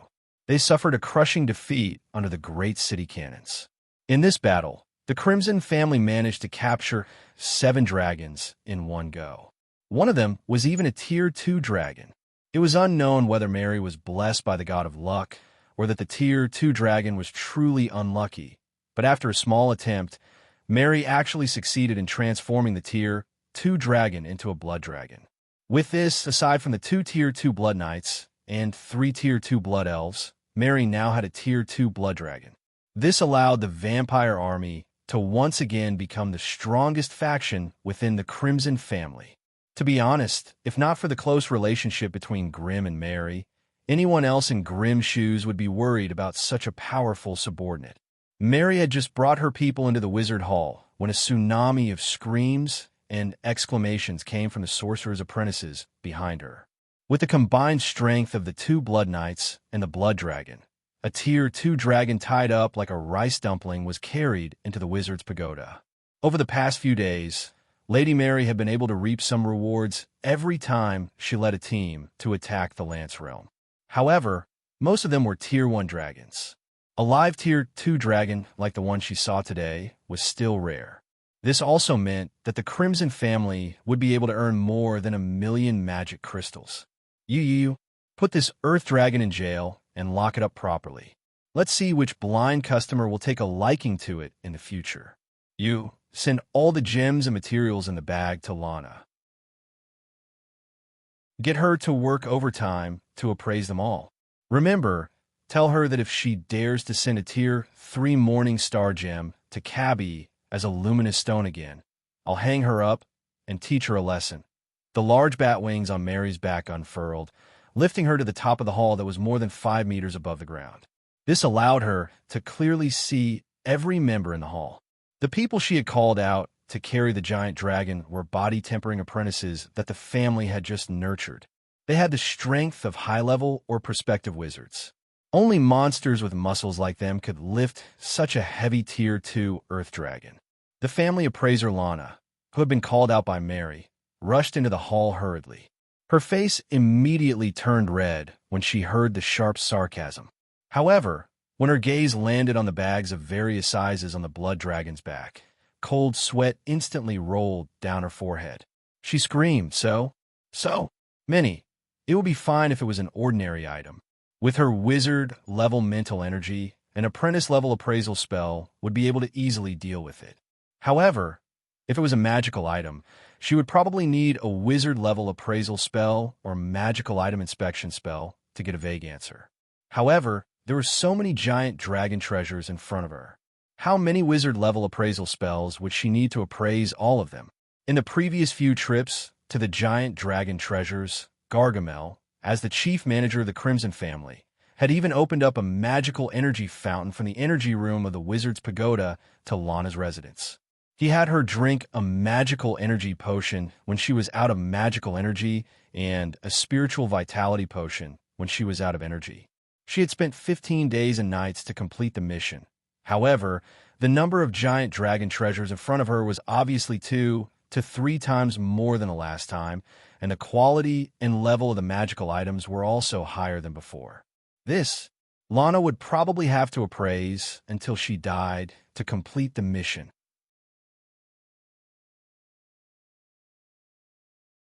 Chapter 849. Mary, who had the nickname of the Blood Queen, had always been the hands-off boss. She was in charge of the battles, but all the trivial matters of cleaning up the aftermath were thrown to her subordinates. She floated in midair, using a series of crisp and rapid orders to order the wizards and apprentices in the hall around. After everything was settled, she swaggered back to her residence on the 4th level of the Wizard's Pagoda. Behind her, the core members of the Pink Army also dispersed, starting to deal with their personal affairs. A moment later, Mary was already in her residence.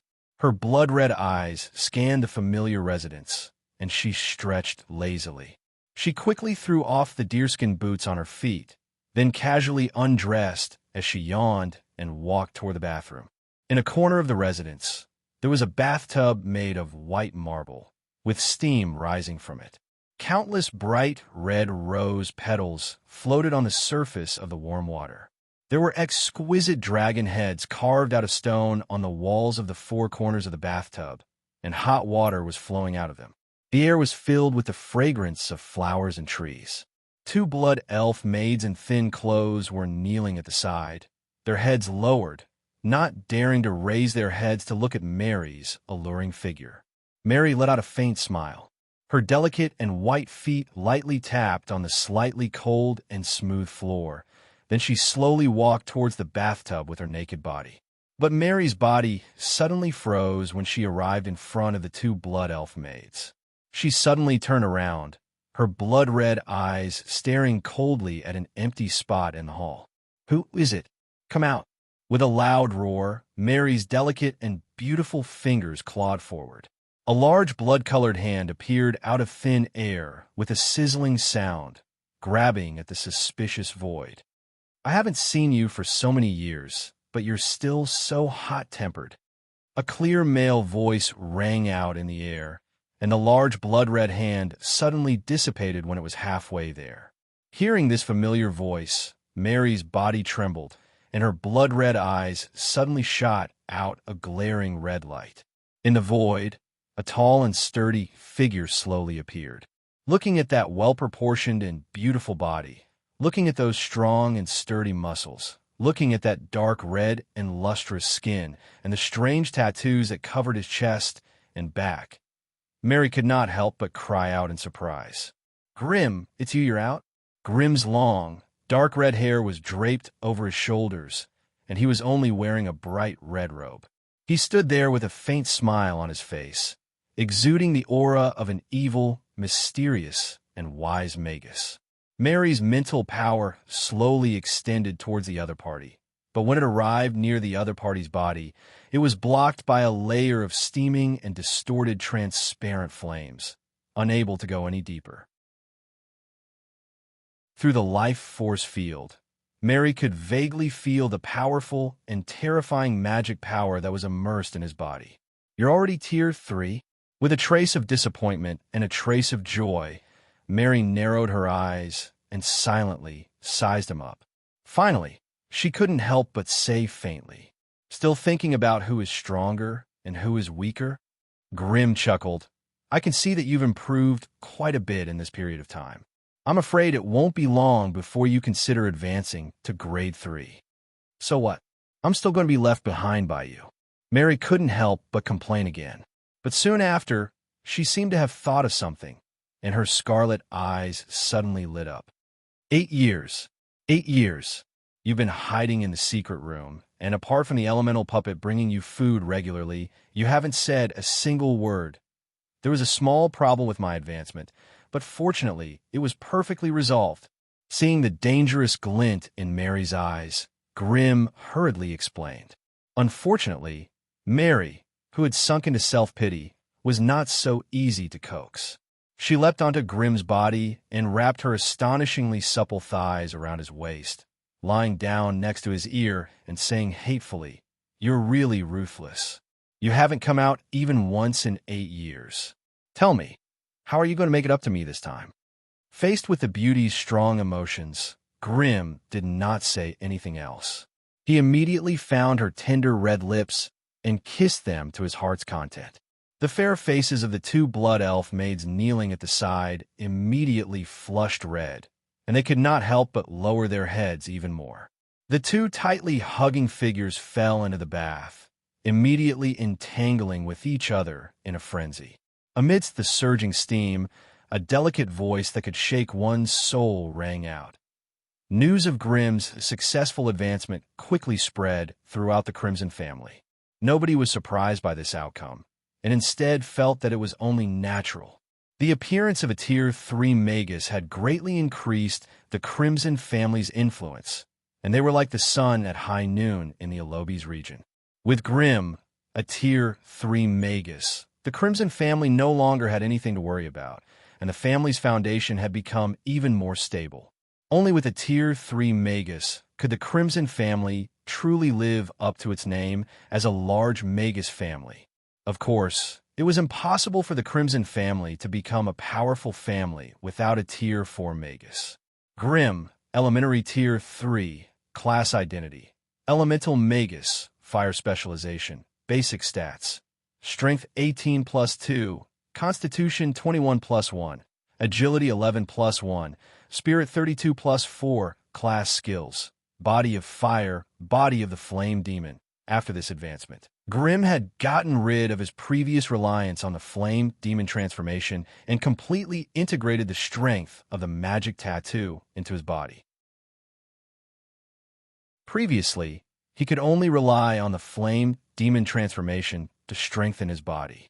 Now, he had solidified the body of the Flame Demon, no longer restricted by time.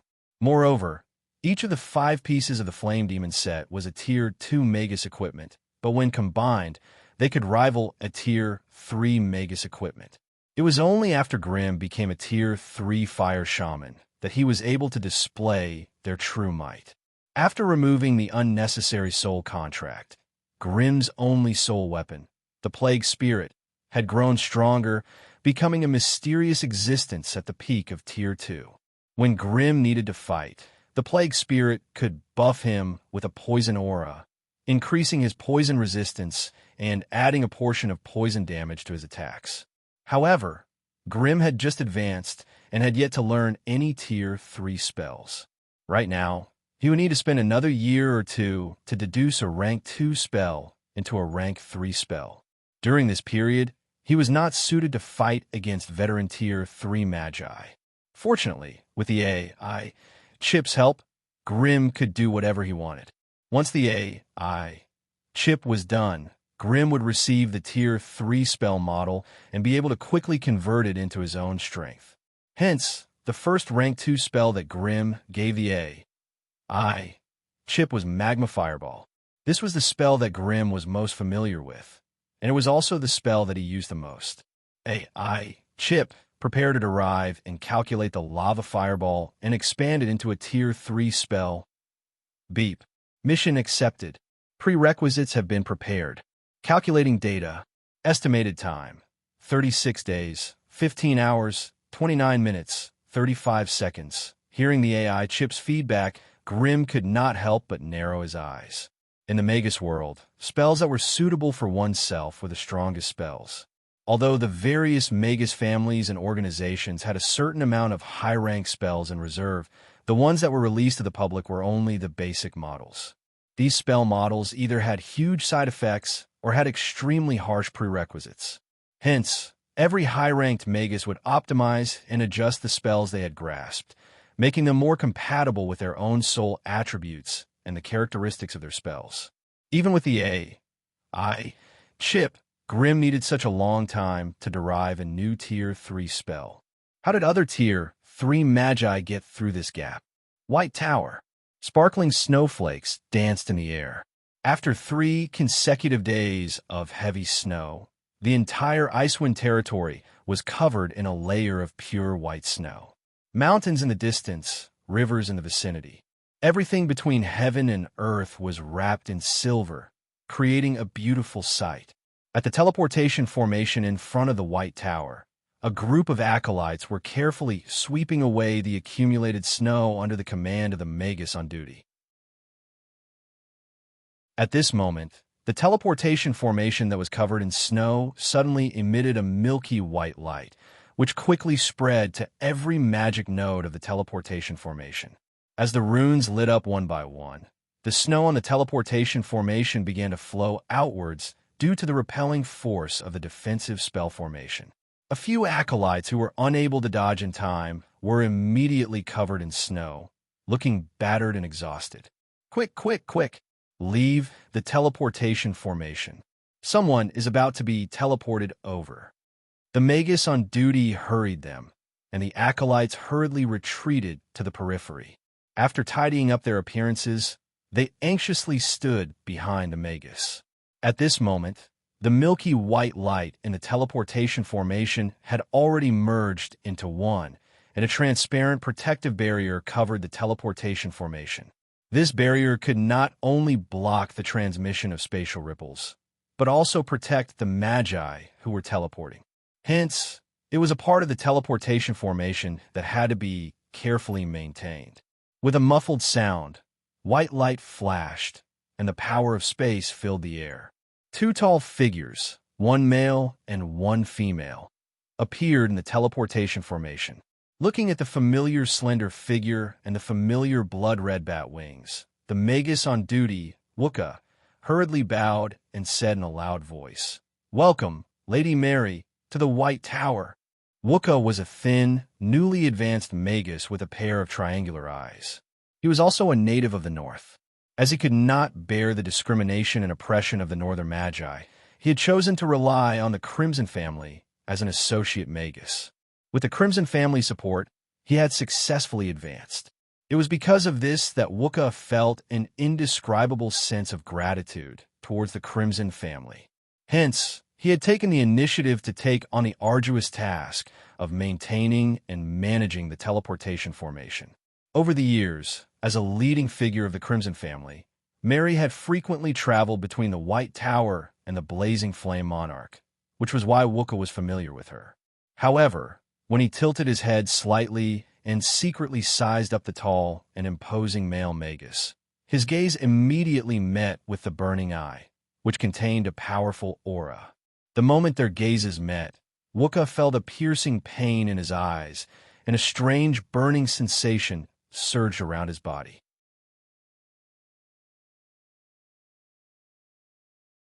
Chapter 850. Are you a new magus in the past 2 years? Grim asked softly, sizing Wooka up and down. Wooka forced himself to open his eyes, which were blurred by tears.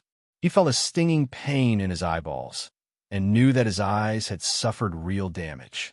Hearing the question, he could only force his eyes open and bow in the direction of the voice. "My lord, I've just advanced less than 2 years ago.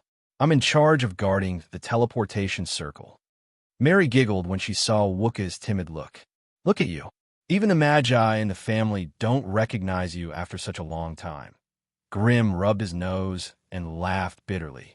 He took out a small potion bottle and threw it to Wooka.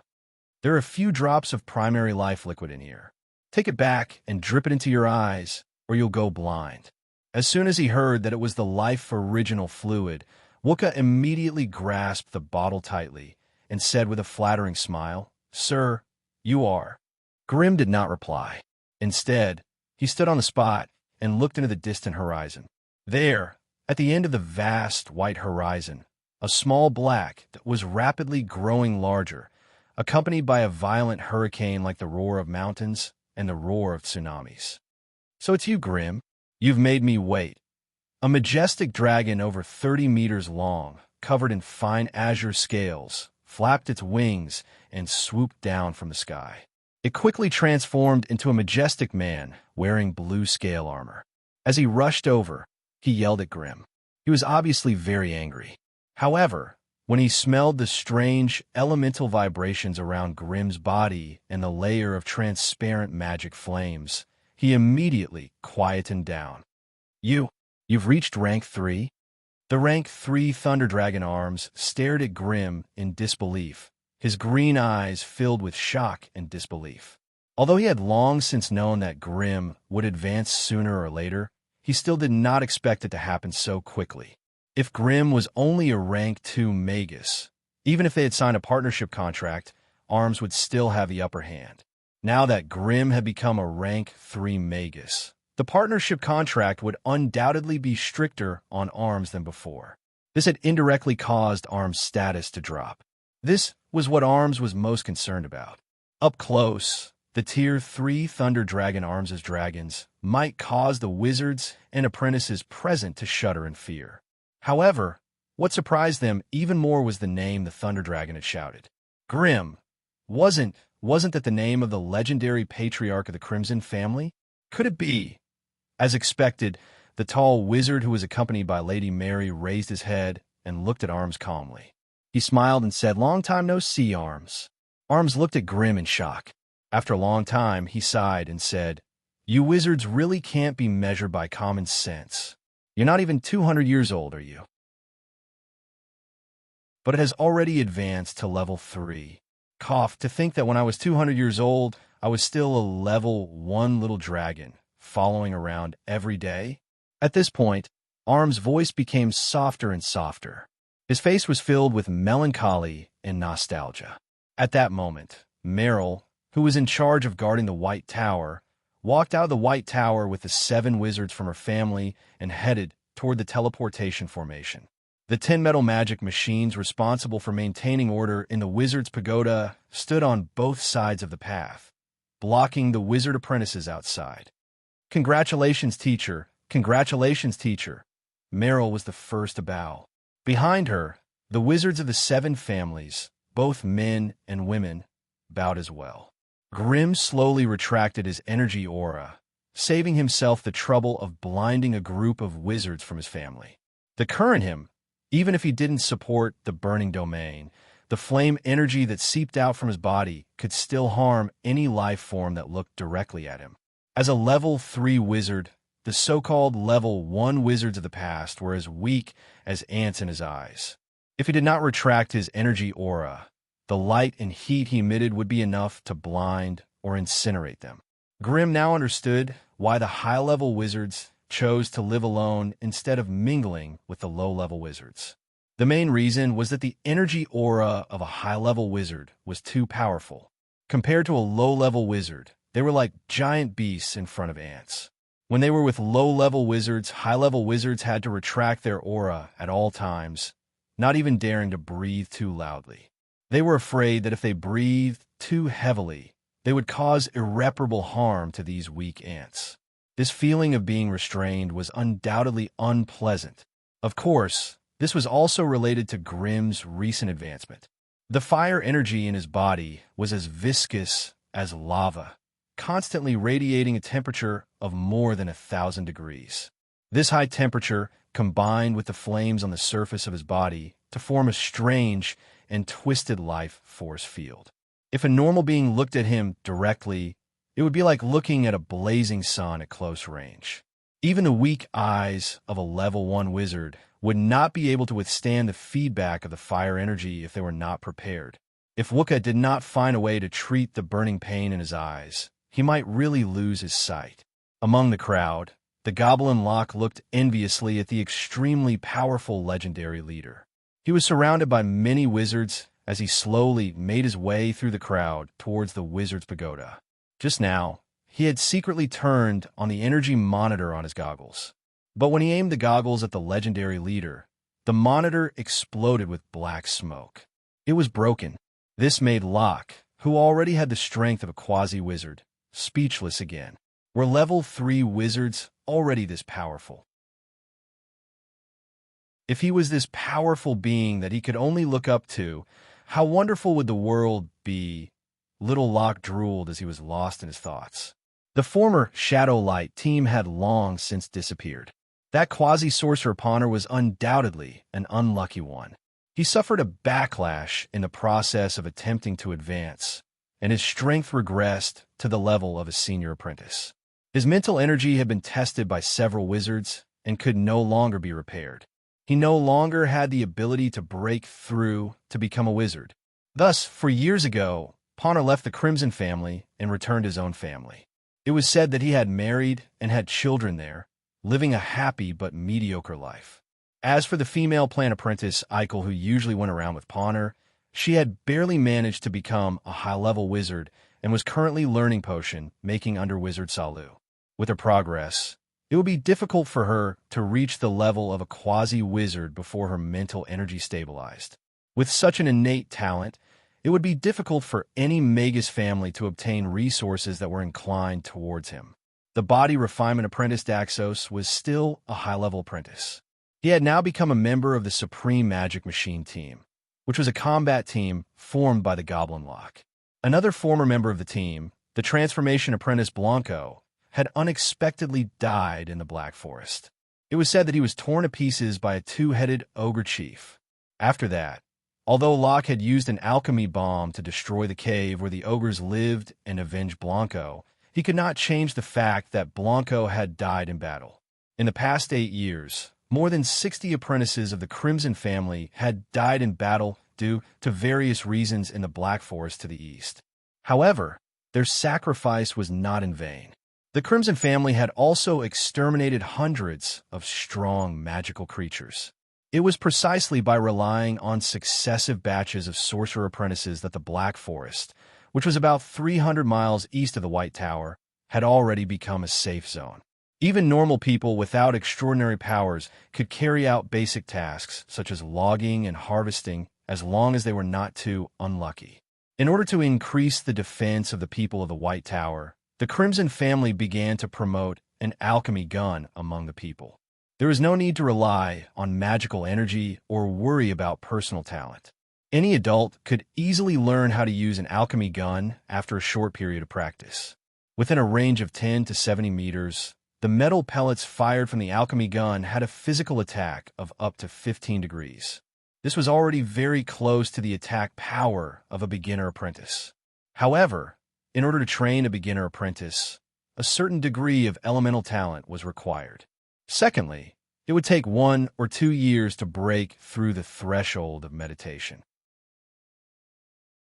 However, the alchemy gun did not have this limitation. As long as it was distributed and the people of the White Tower practiced diligently, they would easily have a certain degree of self-defense. This way, the people would not have to worry about the threat of wild beasts when they entered the Black Forest and went to the sawmills and pastures.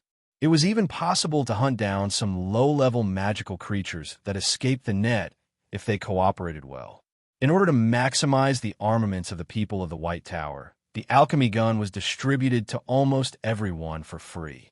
Every month, the people who had registered with the White Tower could receive a certain amount of ammunition for free.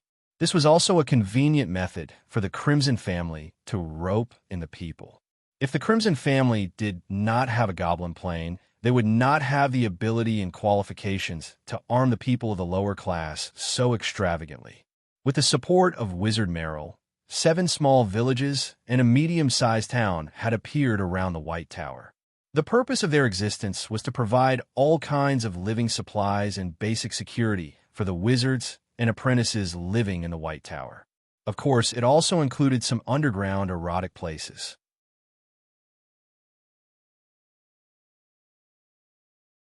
Chapter 851, Lance Plain, Everlasting Capital.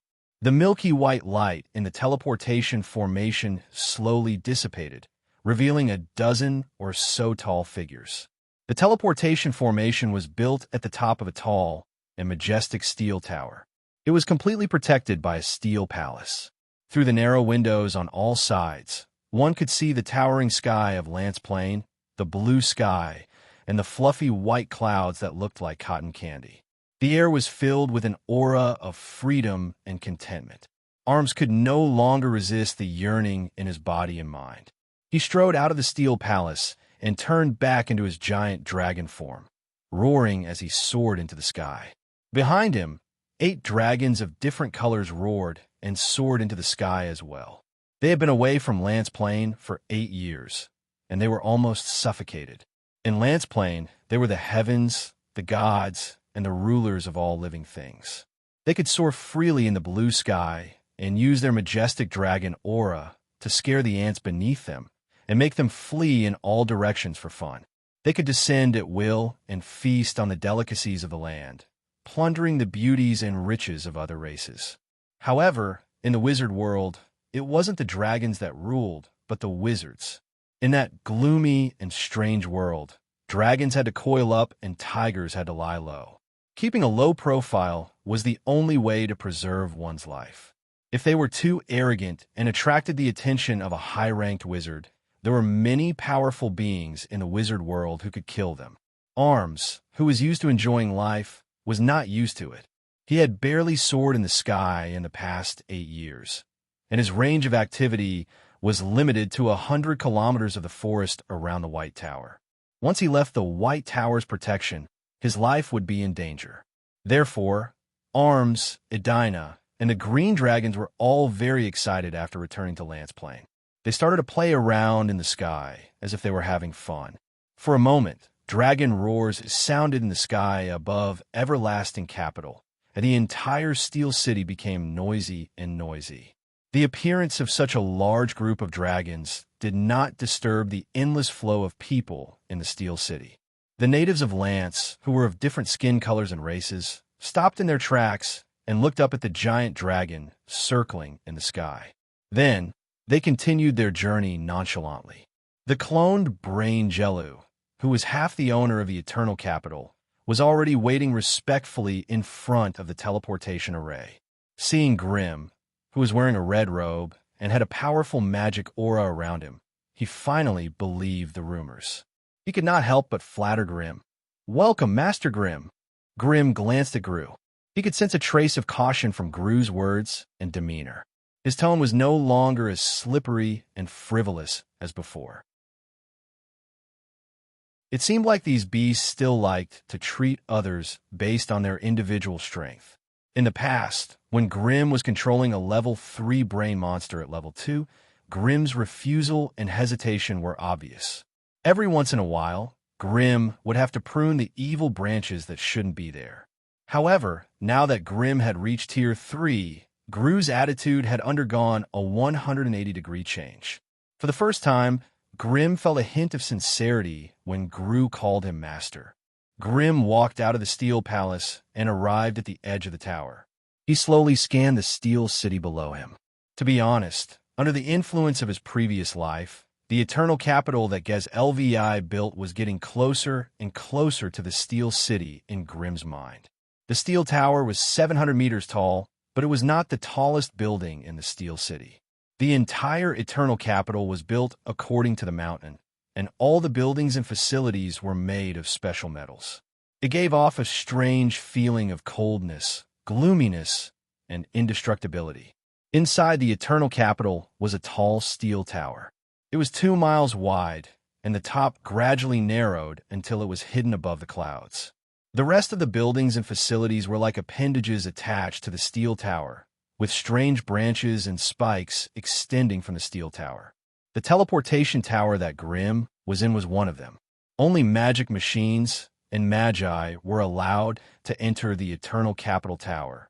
The other native organizations could only choose to build their own straw huts or other strange residences at the base of the steel tower. Looking down from a height of 700 meters, Grim could even see a strange swamp forest nearby. There were also hundreds of swamp creatures living there. "What's that?" Grim could not help but ask. "Master, that's the residence of the wetland lizard men." Being half the owner, Gru naturally knew everything around the Eternal Capital like the back of his hand.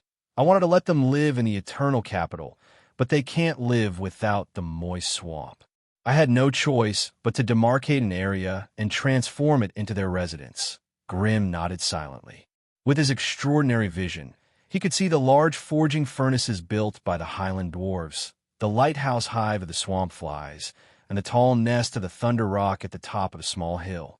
Grim even saw a large patch of dark fog in a corner, and there seemed to be groups of dark creatures moving about. It was obvious that after years of recuperation, the Eternal Capital had completely ruled over the surrounding territories, and had even consciously planned and managed the subsidiary tribes. This was the greatest value of the brain monster Gazla. How do you control these subsidiary tribes? Grim continued to ask. Big Guy has already mastered brainwashing and can use his psionic ability to control the leaders and core members of these tribes, so there's no need to worry about their loyalty. Grimm was also surprised by Gru's answer. Brainwashing? That should be a high-grade psionic ability, right? How did Gazlu master it? Gru seemed to have seen through Grimm's surprise and gave him a simple explanation. A few years ago, Master Alice sent back a few mind flayers from the sorcerer world. Before Gru could finish, Grimm instantly understood everything. No wonder. The mind flayers were famous psionic experts in the multiverse. They were a powerful and evil hermaphroditic creature that fed on the brains of intelligent beings and strengthened themselves by sucking the blood and consciousness of their prey. They had a humanoid body, but a strange octopus-like head. Their eyes were milky white without pupils, and there were 4 wriggling tentacles near their mouths, 2 long and 2 short. The mind flayers were light purple in color, and their skin was cold and elastic like rubber, covered with a layer of disgusting mucus. Aside from a psionic ability, the mind flayers had no other special abilities. That was why they were a terrifying race that used their psionic ability to the extreme. They could use their psionic ability to brainwash intelligent beings, turning them into their loyal servants. They could use their psionic ability to simulate the effects of various spells and were not affected by the magic resistance of living beings. Ordinary mind flayers were also known as spirit suckers, and they were at least grade 1 creatures. Only adult spirit suckers could be called mind flayers, and they were basically grade 2 or 3 powerful individuals. The fact that Alice was able to capture a mind flayer and give it to Gazruvi was indeed to his liking. The grade 3 brain monster, Gazlu, had a strange body and frighteningly high strength, but he did not have the individual combat power to match it. One of the main reasons was that Gazlu's thoughts came from the weak goblins. Even if he became a grade 3 brain monster, he could not naturally master the powerful psionic ability. So, Alice had really found a good teacher for Gazlu.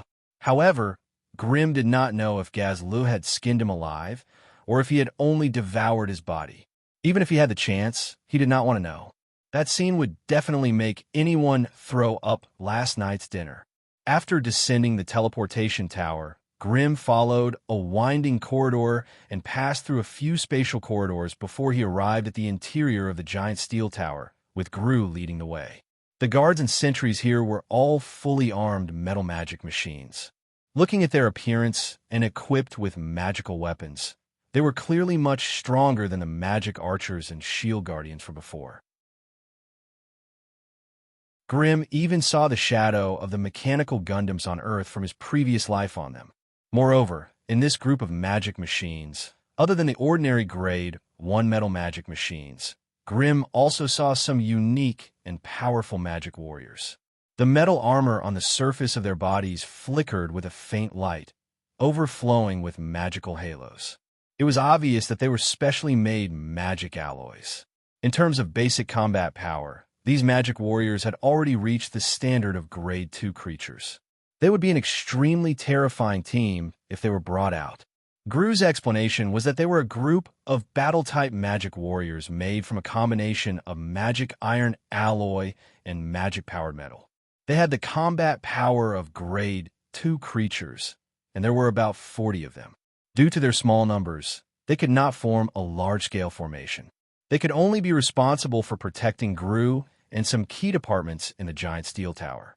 It was no wonder that Grimm did not see many of them along the way. The place where Gazlu and Grimm met was in the middle of the giant steel tower, which was also the core of the entire Eternal Capital. Gazlu's brain, which was the size of a 3-story building, floated in a large glass container, connected to the magic furnace below him through countless metal pipes. Every moment, there would be a huge amount of magical energy gushing out of the magic furnace, pouring into Gazlu's brain before being transported to every corner of the Eternal Capital through special pipes. You're tuning in to the Warrior Lore YouTube channel. Don't forget to subscribe and join us on this journey to catch the most captivating stories.